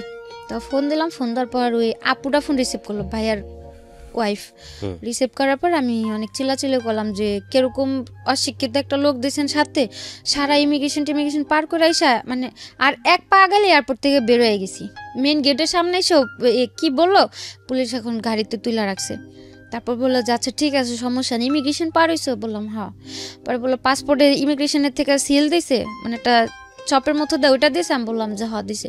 তাহলে আর কোনো সমস্যা নেই, ওটা তোমাকে নিয়ে এমনি ঘুরে আগে ছাইড়া দিব, তোমাকে জেলে আর ঢুকাইতে পারবো না, কিচ্ছুই না, রাগারাগি কোনো নর্মাল থাকো, মানে দেখা যায় তো বুঝতে না পারে যে তোমরা ভয় পাইতেছো বা কিছু একটা। তো বললাম যে ঠিক আছে। তো 1 ঘন্টা 1.5 ঘন্টা মতো ঘোরাঘুরি করার পর যে এজেন্টের মাধ্যমে আমরা গেলাম, মানে সাথেও একটা লোক ছিল আমাদের, ওই লোকটা তারপর ওই মালয়েশিয়ার রিঙ্গিত 4000 রিঙ্গিতে আমাদের দুজনের ছুটা নিল এয়ারপোর্ট থেকে ঘুষ দিয়ে। তারপরে বাসাতে গেলাম, যাওয়ার পরে ওই দিন আর কিছু হয়নি, সকালবেলা আমি ফ্রেশ হয়ে রেস্ট করলাম, যেহেতু 2-3 দিনের জার্নি। তারপর ছিলাম গেল 1 সপ্তাহের মতো রেস্ট করলাম। রেস্ট করার পরে ওই আপুর সাথে কথা বলতে বলতে একটু ফ্রি হলাম। মেন যে লোকটা ছিল ওই আপুটাই, আর ভাইয়াটা মানে যেমন ওনারাও গার্লফ্রেন্ড বয়ফ্রেন্ড ছিল, হাজবেন্ড ওয়াইফ না, মানে মেয়েটা যেমন ব্যবসা করতো ওই ভাইয়াটা তাকে সাপোর্ট করতো। হ্যাঁ, যে মেয়েটা ব্যবসা করতো উনিও বাঙালি। তো আমি বললাম যে আপু 1 সপ্তাহ হয়ে গেছে, তো আমার কোথায় কাজে দিবেন বা কি কিছু তো বললেন না। পরে বললো থাকতে থাকো, তোমার তো সমস্যা নেই, তুমি থাকতে থাকো, সময় হলে আমরাই তোমার কাজে পাঠাম। তো আমি আর কিছু বলি না, ভাবলাম হয়তো যেহেতু বললাম সে পার্লারের কাজ, হয়তো যে প্রসেসটা আমার কাজে দেবে ওই জায়গাটা খালি নেই। ওই একদিন রাত্রে আমার বলতেছে যে তুমি রেডি হও, তোমার কাজে যাইতে হবে। তা আমি বললাম যে রাত্রেবেলা আমি কিসের কাজে যাব? পরে বললো যাও। তো যাওয়ার পরে দেখি যে মানে ওই জায়গাতে আর কি, যে জায়গাতে মেয়েরা কাজ টাজ করে ওই জায়গাতে আমার নিয়ে গেছে। তারপরে আমি বললাম যে আমার এই জায়গায় নিয়ে আসছেন কেন? পরে বললো কেন তোমার কি বলেনি তুমি কি কাজে আসছো? আমি কো আপু তো আমি যে আজকে 1 সপ্তাহ 2 সপ্তাহ ধরে ঘরে আছি, আপু আমার একবারের জন্য বললো না যে আখি তুমি এই কাজটা করবা, বা আমার দেশেতেও তো বলে পাঠালাম পার্লারের কাজ করবো, তো এটা আমার কি জায়গাতে নিয়ে আসলেন? পরে বলতেছে এটা message centre. Massage centre? Okay. তো আমি বললাম মেসেজ সেন্টার, তো আমি তো মেসেজ টাসেজ করতে পারি না, পার্লারের কাজ দিন আমার মেসেজ সেন্টার আনবে কেন? পরে বললো যে চুপচাপ থাকো এই জায়গাতে, অন্তত কোনো ক্যাচাল করো না, ভালো হবে না। ও জায়গার বস টস গুলো ছিল চীনা। তা আমি বললাম কেন আমি এই জায়গাতে থাকুন? তা আমি চিল্লাচিল্লি করে উঠে নিলাম। আমার বললো যে দেখো বেশি চিল্লাচিল্লি বা বেশি জোর দেখো এই জায়গাতে তুমি বেশি কিছু করতে পারবা না। এছাড়া ওইদিকে যে মানে সব মেয়ে, তারপর যে কাস্টমার আসতো সবগুলো সব বাঙালি, নেপালি, পাকিস্তানি এগুলা ছিল। আবার ওই দেশের লোকজনও ছিল, মানে সব মিক্স করা, কোনো এক জাতির কিছু না। তারপর ওই দিন রাত্রে মানে যেহেতু ওই জায়গাতে আমি কিছু করতে পারতেছি না, আমি আর কিছু বললাম না। পরে বাসা আসার পর খুব চিল্লাচিল্লি করলাম যে আমার যাতে এগুলা বলে নাই বা আমি এগুলো করুম না, আমার দেশে পাঠা দেন। আমি এগুলোর জন্য আসিনি, আমার বাড়ি পাঠা দেন। পরে বললো বাড়িতে টাকা দিতে বলতে তোরে দেশে পাঠা দিন। মানে এখন বলতেছে বাড়ি থেকে টাকা পাঠাও, তাহলে দেশে পাঠাই দিব। তো পরে আমি বললাম যে বাড়ি থেকে টাকা দিব, আমার তো বাড়িতে এরকম কোনো পরিস্থিতিও নাই, আমার বাবা চালায় রিক্সা, আর ভাইও তেমন একটা মানে ভালো পর্যায়ে নেই যে আমার কেউ 2-3 লাখ টাকা দিয়ে আমার এখান থেকে নিব। তারপর বললো তাহলে কথা বললো না, এ জায়গা যদি মাইরা ফেলায়ও দেই তাও মনে করে কেউ কোনোদিন খোঁজও নিতে পারবো না বা আমাদের কিচ্ছু হইব না, তার চাইতে ভালোভাবে কাজ করো, সেটাই তোমার জন্য ভালো হইব। দেখেছেন, যাওয়ার সময় নিয়ে গেছে জামাই আদরে এবং তারপরে বাধ্য করতেছে প্রস্টিটিউশনে। And the thing is that ওই সময়টা যদি ওখান থেকে চলে আসতে চায় তাহলে টাকা দিতে হবে, এবং কারণ তারা হচ্ছে টাকাটা ইনভেস্ট করেছে, তারা খুব ভালো করে মেয়েটার ব্যাকগ্রাউন্ডটা জানে যে মেয়েটাও ফিরে আসতে পারবে না। আমার এই অনুষ্ঠানটা একেবারে প্রান্তিক পর্যায় থেকে শুরু করে সারা বাংলাদেশের মানুষ এই অনুষ্ঠানটা দেখে। সো আমি মনে করি বিশেষ করে মেয়েরা যারা আছেন, যারা বিদেশে যান, এইভাবে যান, তারা আজকের এই অনুষ্ঠানটা অনেকবার দেখবেন, একবার দেখবেন না, অনেকবার দেখবেন, because the story just began. গল্পটা শুরু হয়েছে মাত্র। তারপর কি হলো? তারপর এগুলা বলার পরে মানে খুব কান্নাকাটি করলাম, মানে কি করলাম। তারপরে ওনারা বললো যে দেখো এখন কান্দাকাটি করে এদিকে নাটক করে লাভ হবে না, সুস্থ মতো কাজের জায়গা দিয়ে কাজ করবা, কোনো রকম কোনো ফাজলামো বা কিছু করার চেষ্টা করবা না। তারপরে আমি বললাম যে দেখেন ভাই আপনাকে, আচ্ছা ঠিক আছে আমি কাজ করুম, আপনাদের কতদিন কাজ করে দিলে আপনাদের টাকা শোধ দেবো, তাও আমার মানে কতদিন পর আমার বাড়ি পাঠা দিবেন। পরে বললো যদি কমও করো অন্তত 6 মাস করতে হবে। তারপরে মানে অনেকভাবে মানে ম্যানেজ করার চেষ্টা করছিলাম যে হয়তো আমার আরও অল্প কিছু দিনের মধ্যে যাতে পাঠায় দেয়। তো আর তখন তো আমি ওই জায়গায় কাজের বা টাকার হিসাবটাও বুঝতাম না। তারপর বললো যে এত টাকা, মানে এখন আমার খালি হিসাব দেখাইতেছে যে এই জায়গায় এত টাকা খরচ হয়েছে, ওটা খরচ হয়েছে, এগুলা দিতে হইব না, এগুলো তো তোমার বাপে দেয় না টাকাগুলা, আমাদের খরচ হয়েছে টাকাগুলো তো দিয়া যাইতে হইব। তারপর আর কিছু বললাম না, যেহেতু আমার আর করার মতো কোনো পথ নেই। আর কথা বলতে গেলেই বলে যে, আর নিজের চোখেও দেখতাম মানে মেয়েদের এত বাজে পরিমাণে মারধর করতো, মানে বলার বাইরে। ওইগুলা দেখলে যে কোনো মানে যারা ভয় পায় বা মারধর খায় অভ্যাস নেই, যে কোনো মেয়ে ওই ভয়তে আলা যা করতে বলবো তা করতে রাজি হবো। এই মারধর কি বাঙালিরাই করতো? হ্যাঁ, বাঙালিরাই, মানে যে যাদের কাছে যাইতো ওদের কাছে মানে ওরাই মারামারি করতো। আমি যে জায়গা ছিলাম ওই জায়গাতে তেমন করে মারামারি দেখি নাই আমি, কিন্তু যে জায়গায় কাজে দিছিল ওই জায়গাতে সকালে কাজে গেলে দেখতাম যে কোনো মেয়ে আসছে গাল কাইটে গেছে, চোখের দিক দিয়ে কালো হয়ে আছে, কারো খুচুন পোড়া দিয়ে লাগাই দিছে, যে রান্না করে খুন্তি আছে না, ওই খুন্তি দিয়ে, হ্যাঁ ওগুলা পুরে লাগাই দিছে, কারো মাইরা মাথা ফাটায় রাখছে। মানে ওইগুলা দেখলে আরো ভয় করতে যে বাসা যা যদি আমি আরো মানে এগুলা নিয়ে চিল্লাচিল্লি করি, যদি আমারও এরকম মারে। আর আমি যে হালে আছি, আমি তো বাড়িতে ফোনটা যদি এগুলা বলি বা দেখে তো ডাইরেক্ট মানে মানে খুব খারাপ পর্যায়ে চলে যাবো, ওরা কিছু করতে পারবো না, বাড়িতে একটা টেনশন থাকবো। আর শুধু শুধু টেনশন দিতে লাভ নেই, এমন হতো আমি বললো টাকা দিয়ে আমার নিতে পারবো, তাহলে হয়তো আমি জানাইতাম, যেহেতু আমার কোনো দিকই নাই। আর ওগুলো দেখে খুব ভয় করতো, এর জন্য মানে কারোর কিছু বলতাম না, আমি চুপচাপ কাজ করতাম। প্রথম মাস গেল, যাওয়ার পরে মানে কাজ করলে খুব আদর করতো, বা যদি বলতাম যে আপু খুব খারাপ লাগতেছে বা অসুস্থ, আমি কাজে যেতে পারবো না বা কাজ করার মতো পরিস্থিতিতে নাই, তাইলে মানে খুব বাজে ব্যবহার, চিল্লাচিল্লি, বাজে বাজে কথা। তো ওই সব ভয়তে কাজ হয়ে গেতাম না। আমার ব্যাগের মধ্যে সব সময় ব্যথার জ্বরের এই ওষুধগুলো সবসময় কিনা থাকতো, অন্তত পক্ষে প্রতিদিন কাজে যাওয়ার সময় একটা, মাঝে একটা, লাস্টে একটা, প্রতিদিন 3টা ব্যথার ওষুধ আর 3টা জ্বরের ওষুধ আমার ফিক্সড করা ছিল। তারপরে 1 মাস কাজ করলাম, কাজ করার পরে মানে তারা বাংলাদেশে যেরকম মানুষ ইয়াবা খায় না, ওই মালয়েশিয়াতে ইয়াবা না, কিন্তু ওই যে লবণের মতো কিছু একটা আছে মানে আইস, ওই ইয়াবার চেয়ে তো মারাত্মক। ওটা যদি একটা না কন্টিনিউ কেউ 6 থেকে 7 মাস মানে ওটা সেবন করে, মানে এতে 100% এতে মানে ওই লোকটা মানে পুরো মেন্টাল হয়ে যাবে। এগুলো খাওয়াতো? হ্যাঁ, ওইগুলো ওনারা খাইতো, মানে ওইগুলা খাইলে মানে প্রচুর পরিমাণে কাজ করা যেত। আচ্ছা, মানে কোনো ব্যথা বা কোনো খারাপ লাগা বা কোনো ফিল আসতো না, কিন্তু কাজ করা যেত প্রচুর পরিমাণে। সো আপনাকে এগুলো খাওয়াতে বাধ্য করতো? হ্যাঁ, তারপরে ওনারা বললো যে এটা খায়া দেখো, তোমার কাজ করতে সমস্যা হবে না, এটা ভালো এই সেই। তারপরে কিছু বললাম না, ওই জায়গার মেয়েরা মানে সবাই কম বেশি এগুলা, তারপর বিয়ার, মদ, সিগারেট, এগুলো সবাই নর্মালি খুব করতো। তো এগুলাতে কিছু তো জড়িত ছিলাম না। তারপর ওটা একদিন করলো, তারপরে ট্রাই করার পর দেখলাম যে হ্যাঁ, ওটা খায় তো কাজ করলে কোনো রকম কোনো রিয়াকশন হচ্ছে না শরীরে, বা মানে ওনাদের গালিও শুনতে হইতেছে না, আমার কাজ হইতেছে, আমি তো বাড়িই চলে যাম, আমি বেশি কাজ করতে পারলাম আর আরো জলদি দেশে পাঠিয়ে দিব। তো এই হিসাব করে তাদের মতো করে যখন বলতো এটা নিয়ে কাজ করো, ওইভাবে কাজ করতাম, যখন না দিত ওইভাবে কাজ করতাম না। এক পর্যায়ে ওনাদের কথা মতো নিতে নিতে মানে ওটা আমার একটা নেশার মতো হয়ে গেল, এই আইসটা। মানে ওটা ছাড়া আমি এখন থাকতে পারতেছি না। ওহো, মানে নর্মালি কাজ করা আমার পক্ষে সম্ভবই হয় না। আমি কাজের জায়গায় যা দাঁড়াইলেই আমার প্রচুর রাগ উঠা যায়, কেউ কথা বললে মন চায় আমি মাইরা দিই, মানে এরকম পর্যায়ে চলে গেলাম। এখন আমার মানে এখন আর তাদের দিতে হয় না এটা, এখন আমি এটা খুঁজে বেড়াই যে আমার এটা নিতে হবে, নাহলে তো আমি কাজ করতে পারতেছি না। করতে করতে গেল প্রায় 6 মাস গেল। ওই জায়গায় লোকের মাত্রা ছিল, মানে শনিবার আর রবিবার হচ্ছে মালয়েশিয়াতে হলিডে, মানে সাপ্তাহিক ছুটি থাকে। শনিবার অন্তত কমপক্ষে 30টা কাজ করতে হতো, আর রবিবার এমনও দিন যেত, এমনও রবিবার যেত 70টা 80টা এরকম কাজ করতে হতো। আর নর্মালি পার ডে 20টা 15টা 25টা এরকম ফিক্সড করা ছিল।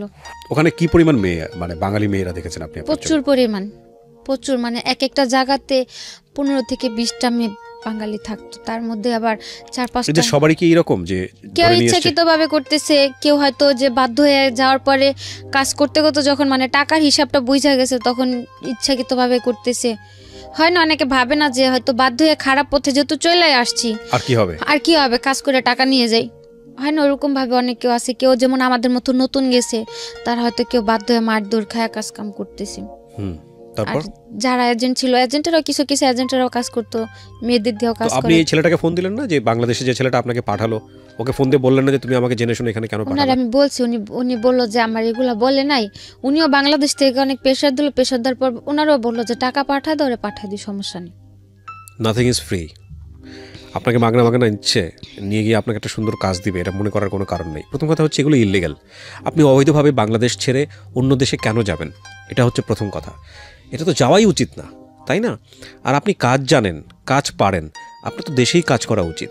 তারপরেও যাতে এই ধরনের ভুল না হয় সেই জন্যই এই এপিসোডটা। ওকে, তারপর 6 মাসের কাছাকাছি যখন চলে আসলাম, তখন তো নর্মালি আমিও কিছুটা নর্মাল হয়ে গেছি, যেহেতু আমার 4-5 মাস অভ্যস্ত হয়ে গেছেন, 4-5 মাস যাবত এগুলো করাইতেছে। তখন আমার মাথাও নর্মালি একটা এরকম থিঙ্ক আসলো যে যাক, এই জায়গা তো প্রচুর পরিমাণে কাজ করায়, আর হয়তো আমি যদি তাদের সাথে মানে বৈশা 6 মাসের যেহেতু আমার কন্ট্যাক্ট শেষ হলে যদি আমি তাদের সাথে বৈশা মানে 50-50-তে কাজ করতে পারি, হয়তো আমি যে উদ্দেশ্যটা, বাইরে তো আমার যাওয়ার উদ্দেশ্য ছিল টাকাটা, আর বাইরে যাওয়ার আগে মনে করতাম কি যে মনে হয় টাকা হইলে সবার ভালোবাসা কিনতে পাওয়া যায়, বাপ মা হোক ভাই বোন হোক সবারটাই পাওয়া যাবে। দেখতাম মানুষ ভালো মন্দ খাইতে পারলে ভালোভাবে কথা বলে, তা আমি তাই ভাবতাম টাকা দিয়ে বুঝি সবার ভালোবাসা আমি কিনতে পারবো। আমি যদি সবাই টাকা পয়সা দেই, সবাই মনে আমার আদর করবো, আমার সাপোর্ট করবো, যে জিনিসটা আপনার চাইল্ডহুডে মিসিং ছিল, হ্যাঁ ছোটবেলায় আপনি পান। হ্যাঁ, আর তারপর যখন মানে যে কোনো জায়গায় এখনো পর্যন্ত যদি কাউরে দেখি না পোলাপান মানে মাদের সাথে চলাফেরা করে, বা মারা যখন বাচ্চাদের আদর করে, মানে এই জিনিসটা ছোট থেকে বুঝি নাই, কিন্তু এখন এটা নিয়ে খুব খারাপ লাগে যে কত মানুষের মানুষ বুড়া হয়ে যায় কিন্তু মানুষের বাপ মার কিছু হয় না। আর আজকে যদি আমার মাটা বাইচা থাকতো, হয়তো আমাদের কারো লাইফটা এরকম মানে এরকম ছিন্ন ভিন্ন একটা পর্যায়ে এসে ধার হইতো না, বা আমারও এই সিচুয়েশনগুলোর মুখোমুখি কোনোদিন হতো না। তো এই জন্য আপনার মনে হয়েছে টাকা ইনকাম করি, টাকা ইনকাম করলাম, যদি সবাই টাকা পয়সা দিতে পারে, সবাই বুঝে আমার একটু আদর করবো, হোক না টাকার বিনিময়ে, তারপর সবার থেকে একটু ভালো ব্যবহার তো আমি পাবো। তো যখন 6 মাস গেল তখন আমি ভাবলাম যে থাক, আমি তো এই জায়গাতে কি খারাপ হালে আছি ভালো হালে আছি তা তো আর কেউ দেখতেছে না, সবাই তো মনে করে আমি খুব ভালো হালে আছি। তো ওনাদের সাথে একটা বসে আন্ডারস্ট্যান্ডিং এ যা দেখি যদি আমার টাকা টোকা দিয়ে কাজ করা যায়, আমি আর কিছুদিন কাজ করে বাবার একটা দোকান দিয়ে দিই, আর বোনের জন্য কিছু টাকা ক্যাশ করে আমি বাড়ি চলে যাম।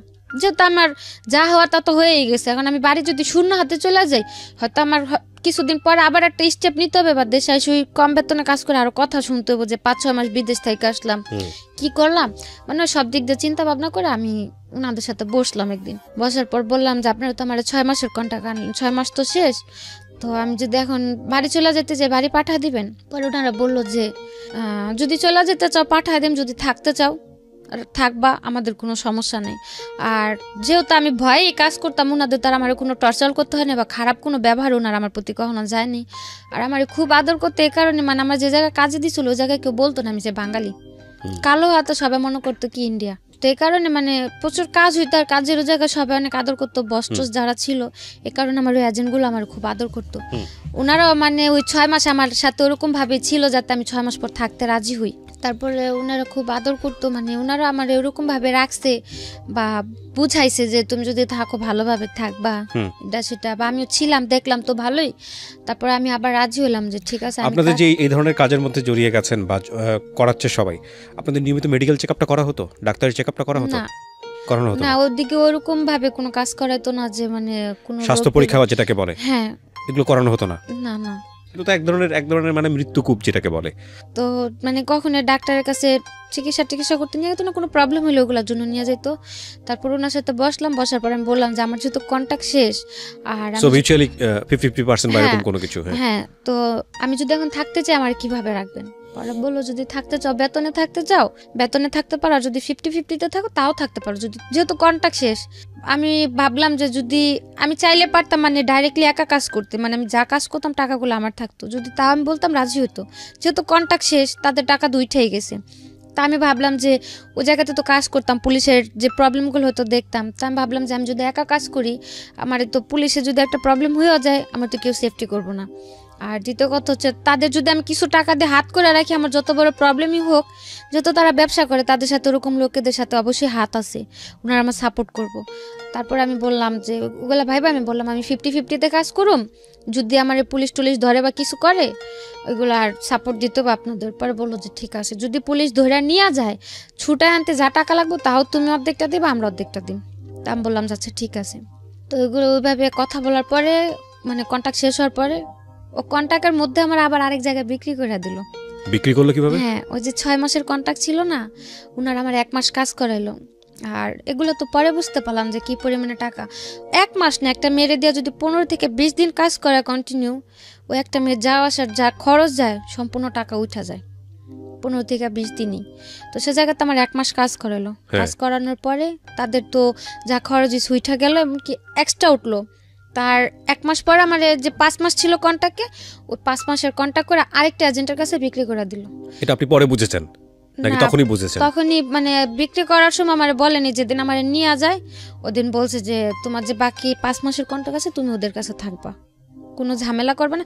1 মাসে তারা আমার আর কি নরমাল করলো, আমার যেহেতু না জানাই ছিল মানে ইউজ টু করা জিনিসটাতে। হ্যাঁ, আমার নরমাল করলো যে তো মানে হঠাৎ করে বিক্রি করে দিল তো যদি আমি প্রবলেম করি ওনাদের উপর একটা প্রেশার আসবে, তো নরমাল করে তাদের কাছে দিল। যে আপুর ভাইয়ের কাছে বিক্রি করলো তাদের প্রথম মেয়ে ছিলাম আমি। মেয়ে বলতে মানে ওই ব্যবসা ওই মানে কাজের আমারে দিয়ে তারা বিজনেসটা স্টার্ট করতেছিল। ওকে, মানে তাদের আর কোনো মেয়ে ছিল না, আমারে দিয়ে তারা কি ব্যবসা লাইনটা ধরবে। তো ওই হিসেবে তারা আমার কখনো টর্চার করেনি যে এ কয়টা কাজ কেন এই কেন সেই কেন, যেহেতু তারাও নতুন বুঝতে পারতো না যে কতগুলা কাজ প্রেশার দিলে কতগুলা কাজ হয় বা কি করানো যায়, তারা তো বুঝতো না। ওই হিসেবে মানে ওনাদের কাছে থাকতে আমার কাজের প্রেশার এটা তো ছিল না, নর্মালি ছিলাম। তারপর আসার পরে আমি বললাম যে মাসে আমার কন্ট্যাক্ট শেষ, থাইকে গেলাম। থাকার পর 1 মাস আমি কাজ করলাম, মানে 1 মাস কাজ করার পর আমার মানে কাজ যে প্রতিদিন কাজ করতাম না, কাজের টাকাগুলো আমার হাতে দিয়ে দিত কাজের লাস্টে, ওগুলো বাসা হিসাবে আর আমি তাদের কাছে জমা দিয়ে দিতাম। মাস শেষে যেমন তারা হিসাব করতো যে আমার এই কয় টাকার কাজ হয়েছে, এই কয় টাকা অর্ধেক অর্ধেক অর্ধেক তাদের অর্ধেক আমার, ওইভাবে হিসাব হইতো। তো 1 মাস কাজ করার পর দেখলাম যে না মোটামুটি ভালো টাকাই হচ্ছে। তারপরে রয়ে গেলাম কাজ করতে করতে। এর মধ্যে ওইখানে একটা ছেলের সাথে আমার একটা সম্পর্ক হয়। ছেলে বলতে যে মেয়ে বান্ধবী ছিল, বান্ধবীর ফ্রেন্ডের মোবাইলে আমার ছবিটা দেখে মানে মারাত্মক পরিমাণে পাগল, এরকম একটা অবস্থা। তারপর যেভাবে কথা বলতে বলতে হইলো ওর সাথে একটা সম্পর্ক। তারপর ওরে করে ওই এজেন্টের সাথে আমার প্রতিনিয়ত ঝগড়া হতো। ওকে, মানে ও বাঙালি ছিল, ছেলেটাও বাঙালি ছিল। এজেন্টের সঙ্গে ঝগড়া হতো মানে কি ও চাইতো যে আপনি এই পেশা থেকে বের হয়ে আসেন? হ্যাঁ, ও বলতো তুমি দেশে চলে যাও, আমার বুঝাইতো কাজ কাম করার দরকার নেই এটা সেটা। আর এজেন্টে হয় কি নর্মালি ওই জায়গাতে যে কোনো মেয়ে সব সম্পর্কেতে জড়াইলে, কোনো প্রেম প্রীতিতে জড়াইলে ওইখান থেকে পালা যায়। আর ওনারা আমার এতদিন রাখছিল, অন্তত আমার প্রতি তাদের এতটুকু বিশ্বাস ছিল আমি যাই করি না কেন পালায় কোথাও যাবো না। পালা যাওয়ার হলে আমি আরো আগেই চলে যেতাম, যেহেতু 6-7 মাসে কোথাও যাই নাই যাবো না। তাদের সাথে ঝগড়াতে এই কারণেই ওই ওর সাথে ফোনে টোনে কথা বলতাম বা দেখা করতাম, ওই দিকে মানে থিঙ্কিংটা থাকাতে আমার এদিকে কাজগুলো কম হইতো, যাতে তাদের প্রবলেম হইতো না। এই নিয়ে মানে খুব ভাবে চিল্লাচিল্লি ঝগড়াঝাটি চলতোই প্রতিনিয়ত, যে ওর সাথে কথা বলো না, এরকমটা হয় এই জগতের মেয়েদের সাথে ছেলেরা রিলেশন করে টাকা টুকা খায় তারপরে ছাইরা দেয়, কিন্তু এগুলোর কোনো ভবিষ্যৎ নাই, তুমি ওরা ছাইরা দাও। আর ওর সাথেও তেমন একটা সম্পর্কে জড়াইতে চাইতাম না, কারণ প্রথমে তো একটা ডস খাইলাম, আপন খালাতো ভাই, আর এ তো হচ্ছে খারাপ জায়গা থেকে পরিচয়, তো তেমন একটা কেয়ার করতাম না। কিন্তু ও আমার সবসময় বোঝাইতো যে আখি দেখো মানুষ কিন্তু জীবনে একা কোনো পথে পাড়ি দিতে পারে না, মানুষের চলতে একটা মানুষের সাপোর্ট লাগে। মানে ওর সবচেয়ে একটা কথা আমার বেশি টাচ করে, ও আমার বলে যে তোমার তো কেউই নেই, মা নাইকা বাপ থাইকাও নাই, ভাই বোনও তোমার দেখে না, নাহলে আমি তোমার সাপোর্ট হয়ে রইলাম, বাবা মা শিখাইছে ছোট থেকে যে একটা মানুষ যদি কোনো একটা এতিমের সাপোর্ট করে তার নাকি অনেক সোয়াব হয়। ওই কথাটা বলাতে আমি মানে এতটুকু ভাবলাম যে যেহেতু ও আমার এতটুকু জিনিস বুঝতে পারছে যে আমার কেউ নাই, ও যেহেতু এই জিনিসটা বুঝতে পারছে যে আমি সবার ভালোবাসার কমতিটা ফিল করি বা মানে এ টু জেড সব দিক দিয়ে আমার খুব সাপোর্ট করতো আর আমার ওগুলো খুব ভালো লাগতো। তো যাক গেল, তার সাথে মানে তো ঝগড়াঝাটি করতে করতে 3 মাস সম্পর্ক চলার পরে তারপর 3 মাস চললো, 3 মাসের মধ্যে টুকটাক ঝগড়াঝাটি হলো। 18 ওকে কি আপনি বিয়ে করছিলেন? না, বিয়ে হয়নি। তারপর ওই 3 মাস সম্পর্ক থাকার পরে এর মধ্যে মানে ওই যে এজেন্টের কাছে ছিলাম তাদের মধ্যে মানে তাদের কাছে আমি টোটালি একটা কালার খেয়ে গেলাম যে মানে তারা এখন আমার আর মানে আগের মতো একটা কেয়ার করে না বা সহ্য করতে পারে না ও ছেলের সাথে সম্পর্কটা গভীর হতে। আর ও বলতো তুমি দেশে চলে যাও। তো গেল 2017 থেকে 18 মে পর্যন্ত এই ঘটনা। 18 মে মাসের 14 তারিখে আমি পুলিশে ধরলাম। পুলিশে ধরলো মানে কি অন স্পট? হ্যাঁ, কাজের জায়গা থেকে রেড দেওয়াতে আমরা 15টা মেয়ে ধরা খেলাম। ওকে, তো মালয়েশিয়ান পুলিশের কাছে? হ্যাঁ, ওটা ছিল এমনি তো নর্মালি পুলিশ, মানে ওদিকে তো পুলিশের এক একটা মানে আছে আইপিকেল টিপিকেল ইমিগ্রেশন, তো নর্মাল পুলিশে ধরছে দিক থেকে টাকা দিয়ে ছুটে আসা যায়। 9 তারিখে ধরলো, ধরার পরে যাওয়ার পথে আমি ওর ফোন দিয়ে বললাম যে এরকম ভাইয়ার কাছে আমার টাকা আছে, যদি আমার যত তাড়াতাড়ি সম্ভব আমার ছুটে নিয়ে আসতে বলবা, যেহেতু জানি যে নর্মাল পুলিশে ধরছে ওরা টাকা ঢোকা নিয়ে ছাইড়া দিব। তো বললো যাচ্ছে ঠিক আছে। তারপর 9 দিন পর আসলাম, তার আর কি উকিল ধরার পর পাসপোর্ট তো তাদের কাছে ছিল, ওইখান থেকে 9 দিন পর ছুটে নিয়ে আসলো, কোনো সমস্যা হলো না। তো ছুটে আনলো আমার 3,500 রিঙ্গিতে, সে জায়গাতে আমার বললো যে 13,000 রিঙ্গিত লাগছে, ওই টাকাটা আমার থেকে নিল। তো তারপর কোনো প্রবলেম হলো না। মানে হয় না একটা বাটপারি বিজনেস আর কি, 2 নম্বরই বিজনেস এবং তার মধ্যে যত রকমের বাটপারি আছে আর কি। হ্যাঁ, তারপর ওই মে মাসের 14 তারিখে ছুটে আসলাম। আসার পর 3-4 দিন রেস্টে থাকার পর আবার কাজে গেলাম। যাওয়ার পরে জুনের 24 তারিখে আবার ধরা খেলাম। আবার পুলিশ নিয়ে গেল? এবার পুলিশ নেই, এবার ইমিগ্রেশন নিল। ইমিগ্রেশন নিয়েছে, ওকে। তারপর যেদিন ধরা খাইছি সেদিন আমার কাছে ফোনও ছিল না, মানে অসুস্থ ছিলাম, তো কাজে যাওয়ার নিয়ে আর কি তাদের সাথে একটু কথা কাটাকাটি হলো। ওনারা আমার বললো যে রাত্রে যদি ফোনে কথা বলো, দিনে তুমি সুস্থ থাকবা কোথা থেকে আর কাজ করবা কোথা থেকে। মানে আপনি যে ছেলেটাকে লাভ করেন তার সাথে কথা কাটাকাটি হচ্ছে? না, ও বললো যে তুমি কাজে যাও না, যেহেতু তুমি অসুস্থ কাজে যাও না। জ্বর ছিল কিছুটা, আর আমি আমার ওই এজেন্টদের বললাম, তখন তো 50-50, ইচ্ছা হলে কাজে যেতাম, ইচ্ছা হলে যেতাম না, কিছু বলতো না। তো আমি বললাম যে আমি আজকে কাজে যাব না, আর অসুস্থ থাকারই ছিল।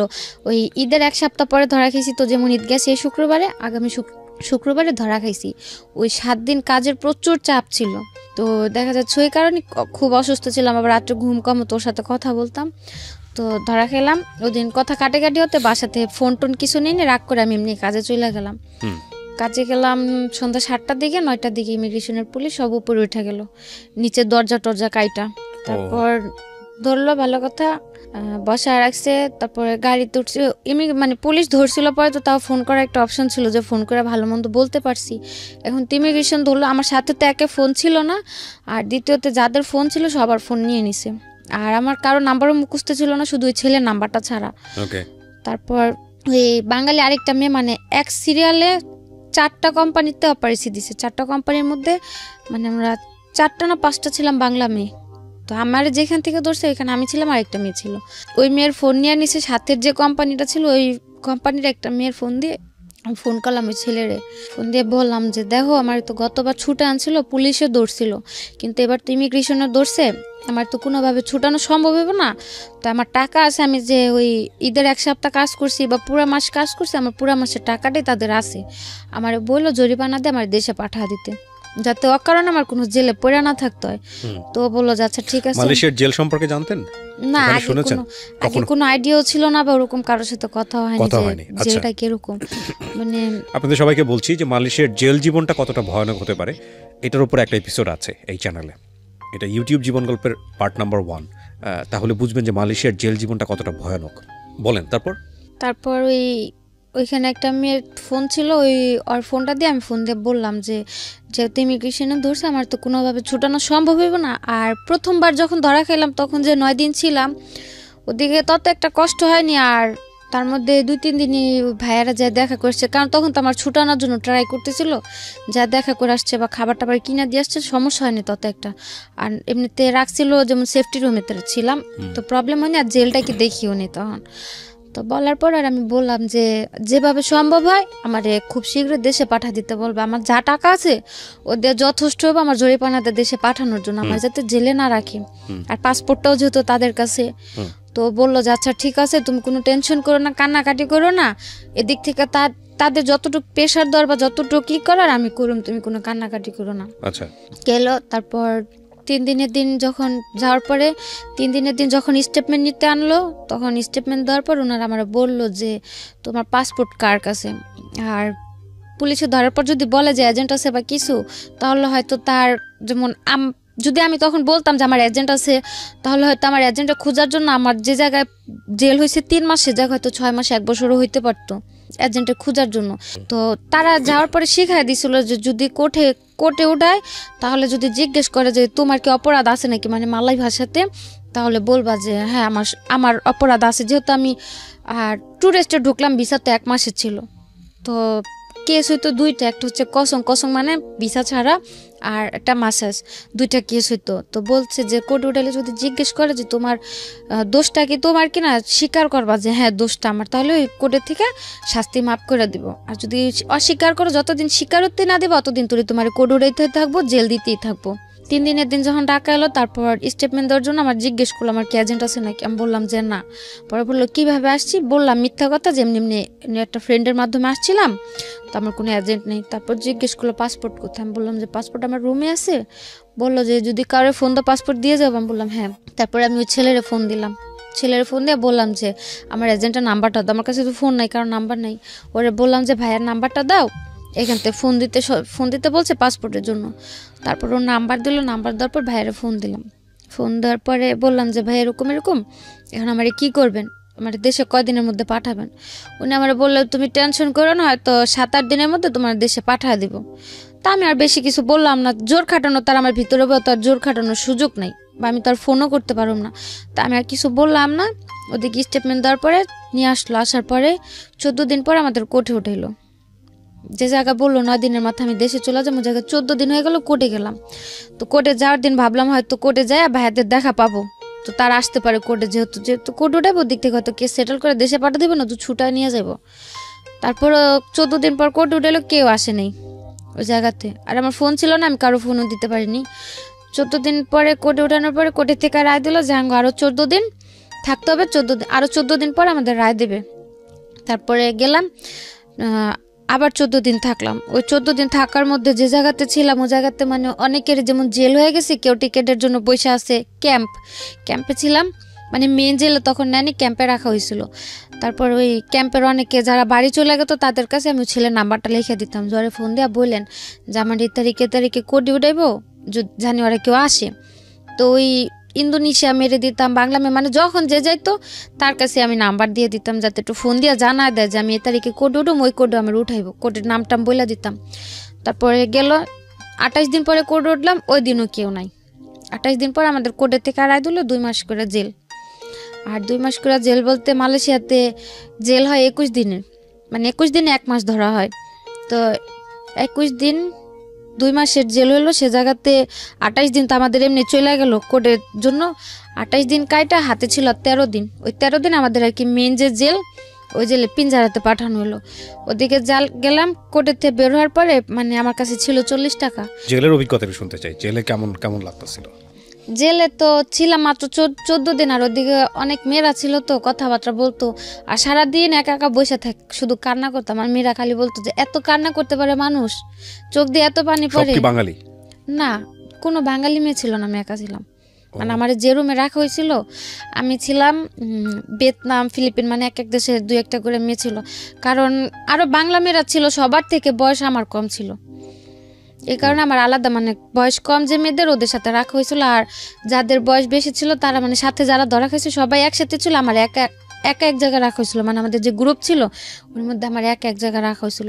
ওদিকে যেমন অল্প বয়সে যারা, তাদের কোনো কাজ করাইতো না, বিকাল হলে খেলতে নিয়ে গেত, টিভি দেখাইতো, তারপরে ABCD এগুলো পড়াইতো, মানে ছোট বাচ্চাদের জন্য ওগুলো আলাদা। ওদিকে আর কি 12-13 বছর থেকে নিয়ে 21 বছর পর্যন্ত ওই জায়গায় রাখা হইতো। আর তখন তো বয়স ছিল 19, তো ওই জায়গাতে আমারও রাখা হয়েছিল। তো তেমন কষ্ট একটা হয়নি, কারণ বিকেল হলে বাইরে নিয়ে আসতো, হাঁটাহাঁটি। কষ্ট বলতে এতটুকু ছিল, জেল তো জেলই, তো খাবার দাবার শোয়া এগুলোতে একটু প্রবলেম ছিল। তারপর কোর্টের থেকে যখন পিঞ্জারায় পাঠালাম, ওই ছেলেরে ফোন করলাম যে তোমার আমি বারবার করে বললাম, ভাইয়ারে ফোন দিয়ে বললো আমার জন্য বাড়ি পাঠা দেয়, কিছু তো করলো না, বরং আজকে কোর্টের থেকে আমার 2 মাসের রায় দিয়ে দিল, 2 মাস জেলের। তা তুমি কি করলা? তো আমার কথাটা শুনে কান্না করে দিছে যে তোমার টাকা ছিল, তুমি বললা, তারপরেও তোমার এজেন্ট আমার থেকেও আরো 2000 রিঙ্গিত নিল, বললো যে টাকা আরো 2000 টাকা দিলে তোমার জরিপানাতে দেশে পাঠা দিব। তারপরেও টাকা দিল, মানে আমার কথাটা শুই না যেমন এক প্রকার ও পুরো হ্যাং হয়ে গেছে, যে এদিকে টাকাও দিল, ওদের সাথে তো কন্টিনিউ যোগাযোগ করতেছি, কিন্তু ওরা তো বলতেছে যে সব ওকে হয়ে গেছে, আমি দেশে চলে যাম 2-1 দিনের মধ্যে। ওই মুহূর্তে শুনতে পেলো যে আমার এখন পিঞ্জারাতে পাঠাইতেছে। তারপরে বললো যে দেখো আমার তো টাকা টুকাও নিল, আর পাসপোর্টও যেহেতু ওদের কাছে, আমার তো আর কিছু করার নাই, তখন আর কি করবো, কোর্টে তো রায় দিয়ে দিছে, এদিকে তো আর কিছু করার নাই, তো আর কতদিন থাকতে হইব? তারপর আমি বললাম যে আর 14 দিন বা 15 দিন আমার পিঞ্জারা থাকতে হইব। পরে বললো যে ওদিক থেকে আসার পর টিকিট দিয়ে দিলে বাড়ি পাঠা দিব না? আমি বললাম যে হ্যাঁ, যেদিন আমার ওই পিঞ্জারা থেকে ক্যাম্পে পাঠাইবো 14 দিন পরে, আমার টিকিট আজকে টিকিট দেখলে আমি কালকে বাড়ি চলে যেতে পারবো, আমার কোনো সমস্যা হইব না। পরে বললো যে আচ্ছা ঠিক আছে, তুমি যাও, আমি তাদের সাথে কথা বলে রাখি যাতে তোমার টিকিটটা 14 দিনের মধ্যে পরে দেওয়ার জন্য তার প্রস্তুত নিয়ে থাকে। আমি বললাম যে আচ্ছা ঠিক আছে। তারপর 14 দিন ওই জায়গাতে গেল। 14 দিন পরে 1 তারিখে না যেন, আগস্টের 1 তারিখে মেবি, 1 তারিখে না যেন 5 তারিখে আমাদের ক্যাম্পে আনলো। ক্যাম্পে আনার পরে আমি ওর ফোন দিলাম, ক্যাম্প যেদিনকে পিঞ্জারা থেকে ক্যাম্পে আনলো ওই দিন রাস্তা থেকে আমি ওর ফোন দিলাম, ফোন দিয়া গাড়িতে অন্য মানুষের ফোন দিয়ে। আপনি কি ওরে ভালোবাসতেন? আচ্ছা, মানে আমার খুব কেয়ার করতে, একটু যে মানে যত প্রবলেম, বাড়ির প্রবলেম হোক বা আমার প্রবলেম হোক, সবকিছু তো খুব সাপোর্ট করতো। এর সাথে পরিচয় আপনার এই ধরনের কাজ করতে গিয়ে? না, ওই কাজের জায়গা থেকে নয়, ওইদিকে আমার একটা বান্ধবী ছিল। যাই হোক, আমি জানতে চাচ্ছি না। ওকে, তারপর ওরে ফোন দিলাম, ফোন দিয়ে বললাম যে দেখ আমার আজকে ক্যাম্পে পাঠাইতেছে, যত তাড়াতাড়ি সম্ভব ওতে পাসপোর্টটা নিয়ে আমার টিকিট দিয়ে দিও, আমি বাড়ি চলে যাম। ও কি করতো মারির সাথে? ও জব করতো ইঞ্জিনিয়ারিং এ জব করতো, কম্পিউটারে। ওকে। বলার পরে আমি বললাম যে আমার আজকে ক্যাম্পে পাঠাইতেছে, যেভাবে সম্ভব আমরা বাড়ি পাঠা দেওয়ার করো, আর ওরা টাকা টুকা চাইলে তুমি আর টাকা দিও না, এখন আর আমার কোনো খরচ নেই, শুধু টিকিটটা কিনে দিব। আর নর্মালি একটা এজেন্টের দায়িত্ব থাকে যে একটা মেয়ে যদি ধরা পড়ে তার টাকা না থাকলে টিকিট কাইটা দেশে পাঠানোর। তারপরে ও বললো যে আচ্ছা ঠিক আছে, কোন ক্যাম্পে নিছে কইতে পারো? তো আমি বললাম যে আমি জানি না কোন ক্যাম্পে আনছে এখনো, তো যদি আমি পারি কোনো রকমভাবে কারো কাছে নাম্বার দিই, তোমার কাছে ঠিকানা বা আমার বডি নাম্বারটা আমি পাঠাই দিমুনি।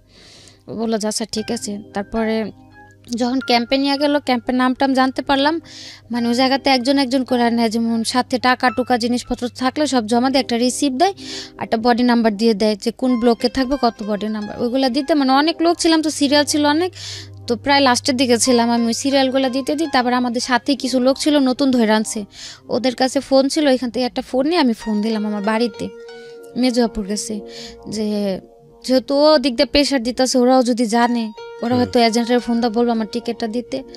তো ওই লোকটা নাম্বার দিয়ে ফোন দিলাম মেজাপুর ছেলে ফোনটা ধরে বললো যে আম্মু বাইরে গেছে। তা আমি বললাম ডাক দিয়ে দাও।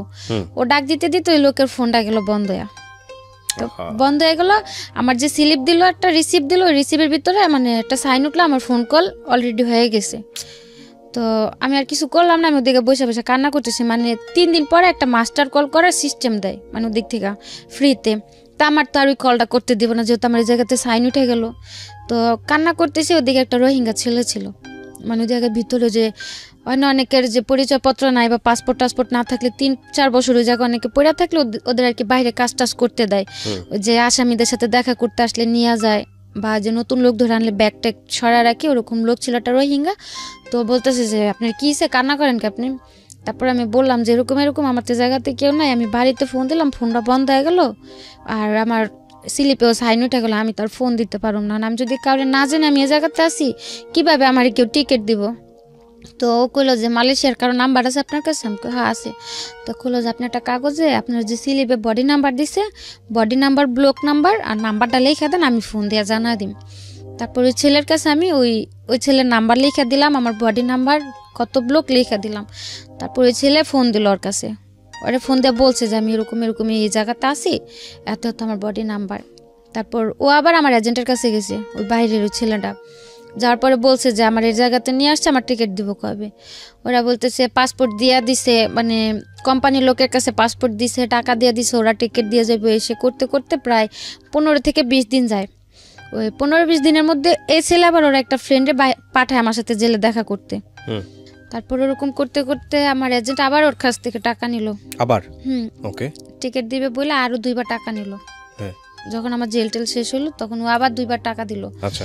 দেবার পরে যখন 3য় সপ্তাহ আমার সাথে দেখা করতে গেছে, তারপরে ওর বন্ধুটা বলতেছে যে আপা দেখেন আপনার পাসপোর্টটা আপনার এজেন্টে দিতে আছে না, আর ও 2-3বার করে টাকা দিছে, ওরে পাসপোর্টও দেন, আপনার টিকিটও দিতে হয় না। ও এমনও বলছে যে ভাই টাকা খাইছেন ভালো করছেন, আর পাসপোর্টটা দিয়ে দেন, আর একটা টিকিট আমি কাইটা দিতেছি, আপনার টাকা দিতে হবে না, টাকা জানিছেন নিছেন, আর পাসপোর্টটা দিয়ে দেন। আর পাসপোর্টটা বারবার চাইতেছিল এই কারণেই যে মালয়েশিয়ার জেলে যদি ট্রাভেল পাসের ফর্ম কেউ ফিল আপ করে অন্তত পক্ষে 7 থেকে 8 মাস ওই ট্রাভেল পাসের স্লিপের জন্য বসে থাকতে হয়। মানে বাংলাদেশ এম্বাসি হয়ে এখান থেকে একটা কাগজ যাবো, ওই কাগজটার জন্য 7 থেকে 8 মাস অপেক্ষা করতে, যাদের পাসপোর্ট নেই। আর যদি আমার পাসপোর্ট না দিত তাহলে হয়তো আমার আরও 7 থেকে 8 মাস জেলে থাকতে হতো। তার জন্য বারবার যাওয়ার কথা, টাকা খাইতেছে খাক, তো পাসপোর্টটা দিয়ে দেখ। আর এই চান্সে ও টাকা খাচ্ছে। আর তারপর 3বার 3য় সপ্তাহ যখন দেখা করতে যাওয়ার পর আমি কান্নাকাটি করে বলছি যে ঠিক আছে ওই বা কী করবো, বারবার টাকা দিতেছে। আমি বলছি যে ওরা টাকা দিতে নিষেধ করেন, আমি ট্রাভেল পাসের ফর্ম ফিল আপ করে দিচ্ছি, যদি আমার ফর্ম আসে আমার দেখতে ফোন করতে দিব, ট্রাভেল পাস আসলে যে কাউরে ফোন দিয়ে বলো টিকিট দিয়ে যাওয়ার জন্য। তখন আমি ফোন দিয়ে বললো, ওরা এসে বললেন আমার টিকিট দিয়ে তার টাকা টুকা লাগবে না। তারপর ওই ছেলে মানে ওই কথা শোনার পরে যায় পুলিশের কাছে একটা রিপোর্ট করলো যে এরকম এরকম আমি জেল আছে, আমার পাসপোর্ট আমার এজেন্টের কাছে, আমার টিকিট দিতেছে না। ওই জেলে পুলিশের থেকে ওই এজেন্টের কাছে একটা নোটিশ পাঠাইলো যে পাসপোর্টটা যাতে দিয়া দেয়। তারপরের সপ্তাহে যে আমার টিকিট দিয়ে আসলো, তারপরে দেশে আসলাম। এদিকে এজেন্টের জন্য আমার জেল খাটতে হলো 3 মাস, অথচ কোর্টের থেকে আমার রায় দিল আমার জেল হইলো 41 দিন। 41 দিনের জায়গায় আমার জেল খাটতে হলো 90 দিন। তারপরে আসলাম, আসার পরে ওই ছেলের সাথে যেহেতু সম্পর্কটা দেশে আসার পরেও ছিল, ওই সেপ্টেম্বরে দেশে আসলাম। ও বললো যে দেশেই থাকো, দেখি আমি যতটুকু পারি তোমার হেল্প করুন, টাকা টুকা যা লাগে।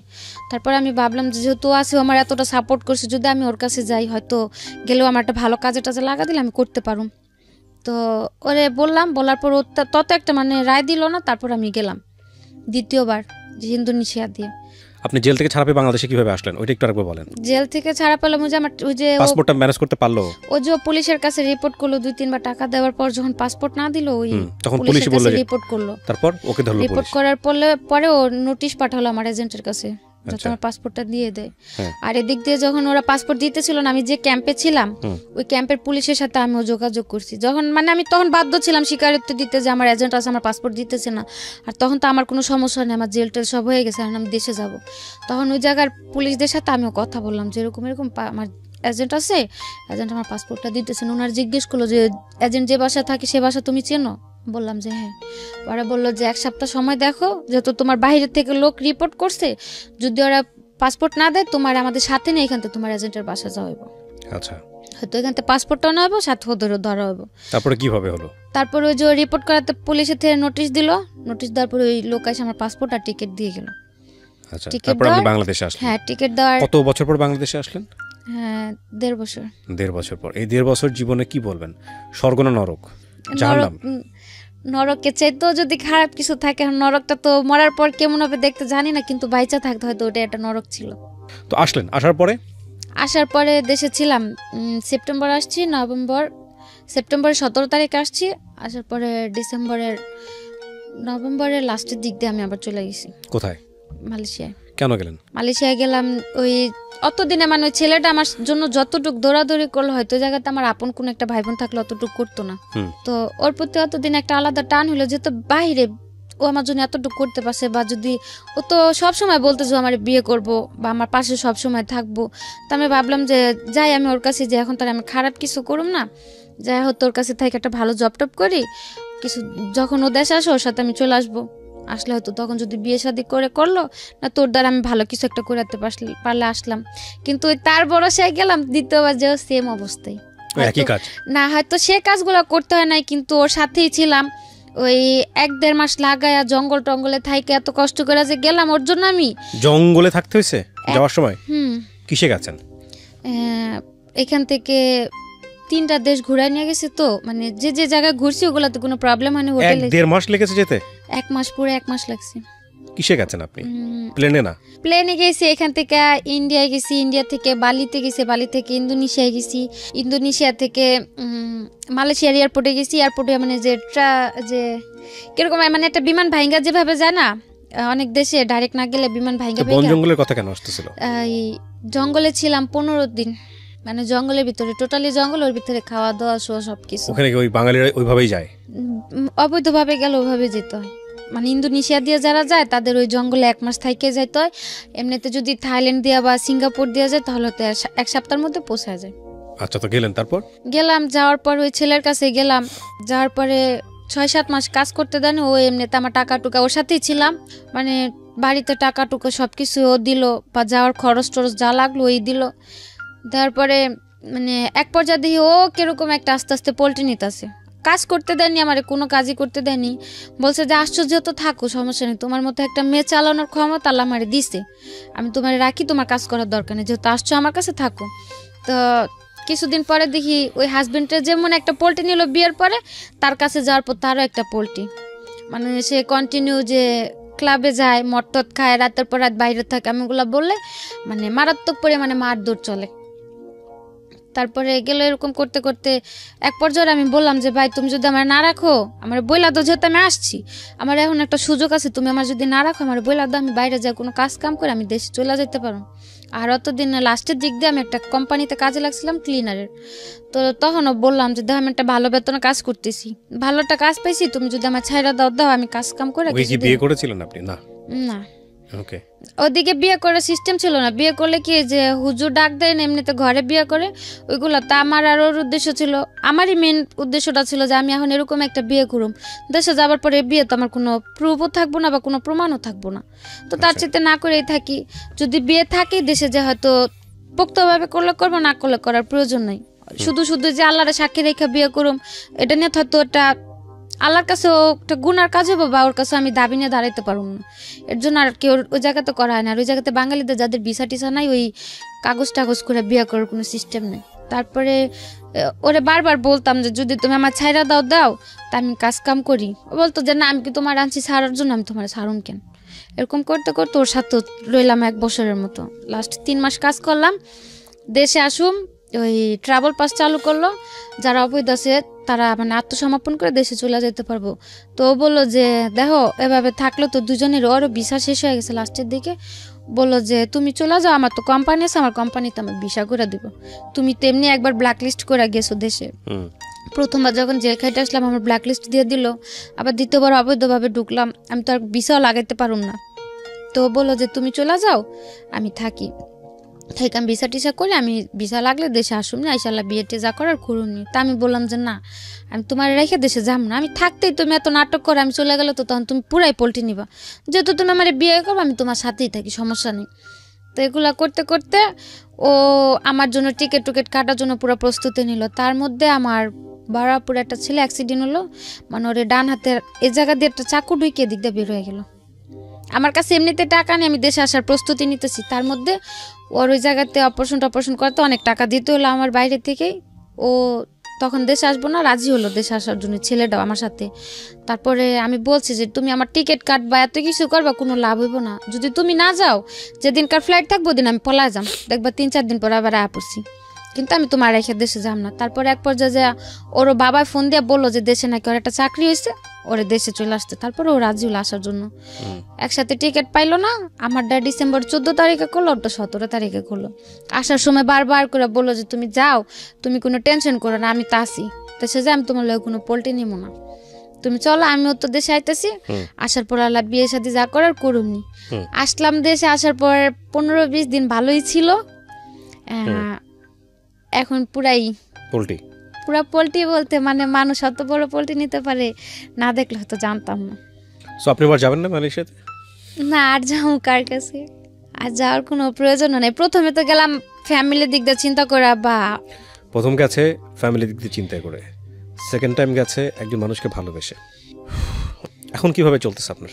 এখন ওই ছেলের সাথে কথা হয়, এমনিতে আমার টাকা টুকা লাগলে যদি আমি ফোন দিয়ে বলি, টাকা টুকা দেয়, কিন্তু কোনো কথা বলে না, যোগাযোগ করে না। এছাড়া আপনি কোনো কাজকাম করেন?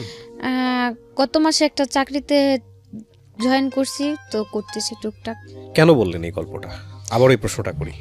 গল্পটা বলার উদ্দেশ্য এইটুকুই ছিল যে অনেক মেয়েরাই বাইরে যায়, যেহেতু আমি মালয়েশিয়াতে, অন্য অন্য দেশেরগুলো তার আমি বলতে পারি না, বা আসার সময় এয়ারপোর্টেও দেখছি সৌদি থেকে অনেক মেয়েরা প্রায় 1-1.5 মেয়ে সিরিয়ালে দাঁড়ায় আছে। জিজ্ঞেস করলাম, মানে ওদের সাথে আমারও মনে করছিল আমি সৌদি থেকে আসছি। এবার আসার সময় আমি 2-3 ঘন্টা লেটে এয়ারপোর্টের থেকে বেরোলাম, ওই যে ওদের সাথে আমার সিরিয়ালে দাঁড় করা রাখলো। যখন দেখলাম যে সবগুলা লোক সৌদি আরবের, আমি একাই মালয়েশিয়ার, তখন আমি চিল্লাচিল্লি করাতে তারপর আমার বের করে দিল। 2-2.5 ঘন্টা যে দাঁড়াইছিলাম, মেয়েগুলা জিজ্ঞেস করলাম যে আপনারা কি জনের দিকে দাঁড়াচ্ছেন, সবগুলা জেল খেটে আসছে। 1-1.5 মেয়ে হবে, কমপক্ষে 3 থেকে 400 পুরুষ হবে।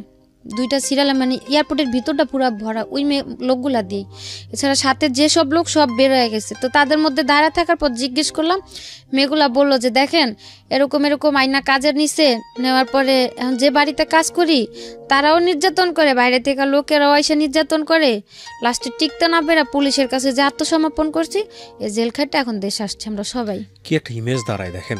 এটা তো এটা কিন্তু আমার এখানে এপিসোডটা ফার্স্ট টাইম না। বাংলাদেশের বিভিন্ন মিডিয়াতে, টেলিভিশন চ্যানেলে এই নিউজগুলো আসে, হরহামেশাই আসে। ইমেজটা কি দাঁড়ায় দেখেন। প্রথমত আমাদের সামাজিকতা জায়গাটা থেকে এই ধরনের মেয়েরা যখন দেশে ফিরে আসে খুব একটা ভালো চোখে দেখা হয় না, এবং ওখানে যে যাবে গিয়েও একটা ট্র্যাপের মধ্যে পড়ে যায়, বের হতে পারে না। মানে একটু ভালো থাকার জন্য কি ভয়ঙ্কর রকমের যুদ্ধ।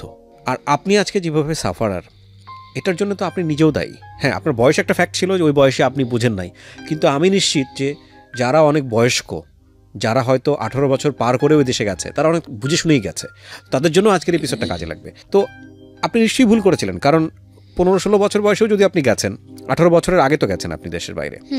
লেবার লতে তো 18 বছরের আগে তো দেশের বাইরে যাওয়ার আমার জানা মতে নিয়মই নাই বাংলাদেশ সরকার থেকে। তো এটা তো আপনি এক ধরনের অপরাধী করেছেন। এবং যাওয়ার পরে আপনি যেটা বলছিলেন যে আপনি এক পর্যায়ে মেনে নিলেন যে না, এই জবটাই আপনি করবেন পয়সা ইনকাম করার জন্য। পয়সা ইনকাম করতে পেরেছেন? ওই যে সব জেলে পুলিশের কাছে গেছে। হ্যাঁ। সো আসলে লাইফে কোনো শর্টকামিং কোনো পথ নাই যে আপনি শর্টকাট একটা মেরে দেবেন দিয়ে আপনি লাইফে অনেক বড়লোক হয়ে যাবেন, অনেক কিছু হয়ে যাবেন। That is really difficult. এটা হয় না। যতদিন কন্টাক্টে ছিল, যদি ততদিনের মধ্যেও পুলিশে ধরতো, তাও মনের একটা সান্ত্বনা দিতে পারতাম যে দেশে চলে গেলাম। যখন কন্ট্রাক্টটা শেষ হলো, 1 মাস কাজ করলাম, টাকাগুলো নিয়ে বাড়িতেও পাঠাইনি। মানে টাকাগুলো বাড়িতে পাঠাবো, যেমন কালকে পাঠাবো, আজকে কাজে গেছি, যে কাজের থেকে আইসা বাড়ি থেকে নাম্বার নিয়ে টাকাগুলো পাঠাবো, ওই দিন রাত্রে পুলিশে ধরলো। এখন ভবিষ্যৎ পরিকল্পনা কি? আপনি রাইট নাও কত বয়স, কত আপনার? আবারও জিজ্ঞেস। 21 বছর। জীবনের অনেক লম্বা একটা পথ পড়ে আছে। এখন কি চিন্তা করেন ভবিষ্যৎ নিয়ে? এখন চিন্তা করার আর কিছু নাই। এখন মনে করি যে যেহেতু দেশে আসছি, একটা জব পাইছি, করতে থাকি, উপরে আল্লাহ যা রাখছে কপালে তাই হবে। কিন্তু কোনো বাহিরে যাওয়ার বা কোনো সম্পর্কতে জড়ানোর এ ধরনের কোনো চিন্তা আপনাকে যে মানুষটা আপনার জীবনে পরবর্তীতে আসবে, যদিও খুব ব্যক্তিগত প্রশ্ন হয়ে যায় এটা, আপনি কি চিন্তা ভাবনা করেছেন? তাকে আপনি আপনার জীবনের অতীতটা বলতে পারবেন? আমার উদ্দেশ্যটা শুরু থেকে একটাই ছিল যে এমনিতেও তো ছোট থেকে কারো কাছে ভালো কিছু পাইনি, বা ফিউচারে কি বর্তমানে কি কারো সাথে যদি কোনোদিনও জড়ায় যাই, বলা তো আর যায় না, যে আমার অতীতটা যায় না আমার অ্যাকসেপ্ট করবে, আমি তার সাথেই থাকবো। কারণ এসব কথা তো কখনো লুকানো থাকে না। যদি দেখা গেতেছে একটা সম্পর্কতে জড়াই গেলাম, বা কিছুদিন থাকার পর যখন আমার এই অতীতগুলো সে জানতে পারবো, তখন কিন্তু খুব ভয়ঙ্কর একটা পরিস্থিতিতে পড়তে হবে। তার চাইতে আমার অতীতটা যায় না যে আমার অ্যাকসেপ্ট করবো, আমি তার কাছেই যাব। আমাদের সামাজিকতা কি তৈরি হয়েছে যে একটা মেয়ে যার কোনো অপরাধ নাই, ভুল নাই, কিন্তু এরকম একটা ঘটনায় জড়িয়ে গেছে বা জড়াতে বাধ্য করা হয়েছে, সেই মেয়েটাকে আমরা পাবলিকলি ফোকাস করতে পারি? অপরাধ তো ওর নাই, পারি না, কারণ আমাদের সমাজটাই তো এখানে বিকলাঙ্গ চিন্তার অধিকারী। অপরাধ ওর না, তারপর ওকে আমাদের হাইড করতে হচ্ছে। সো অনেক সময় লাগবে পরিবর্তন আসতে, কিন্তু ওর যে চিন্তাটা ব্যক্তিগত পর্যায়ে, সেই চিন্তাটাকে আমি স্যালুট করি। জীবনের সমস্ত কিছু জেনেই যেন ওর কাছে মানুষ আসে। আরেকটা বিষয় আমি বিশ্বাস করি, সেটা হচ্ছে আমৃত্যু পর্যন্ত নিজের ভুলগুলো বুঝে নিজের জীবনটাকে সংশোধন করার সুযোগ আছে, সেটা আল্লাহ আমাদেরকে দিয়েছে। সো সেই জায়গাটা থেকে আপনি যদি ব্যক্তিগতভাবে মনে করেন যে ভুলগুলো হয়ে গেছে আমার অপ্রাপ্ত বয়স থাকা অবস্থায়, সেগুলোর জন্য আপনি নিজেও রেসপন্সিবল ছিলেন না, উদ্দেশ্য ছিল মহৎ, কিন্তু আপনি ট্র্যাপে পড়ে গেলেন, সেটার জন্য আল্লাহ আপনাকে একটা ভালো দিক নির্দেশনা দিক, আপনাকে ভালো পথে পরিচালিত করুক, সেটা একটা বিষয়। আরেকটা হচ্ছে, যারা আজকে আপনার এই গল্পটা শুনলো, আমি নিশ্চিত যে এই গল্পটা শোনার পরে কোনো বাবা মাই তার সন্তানকে অবৈধ পথে বিদেশে পাড়ি জমানোর কথা বলবেন না। একবার 2বার 3-4 বার বাইরে গেলাম, কখনো মানে ফ্যামিলি থেকেও আমার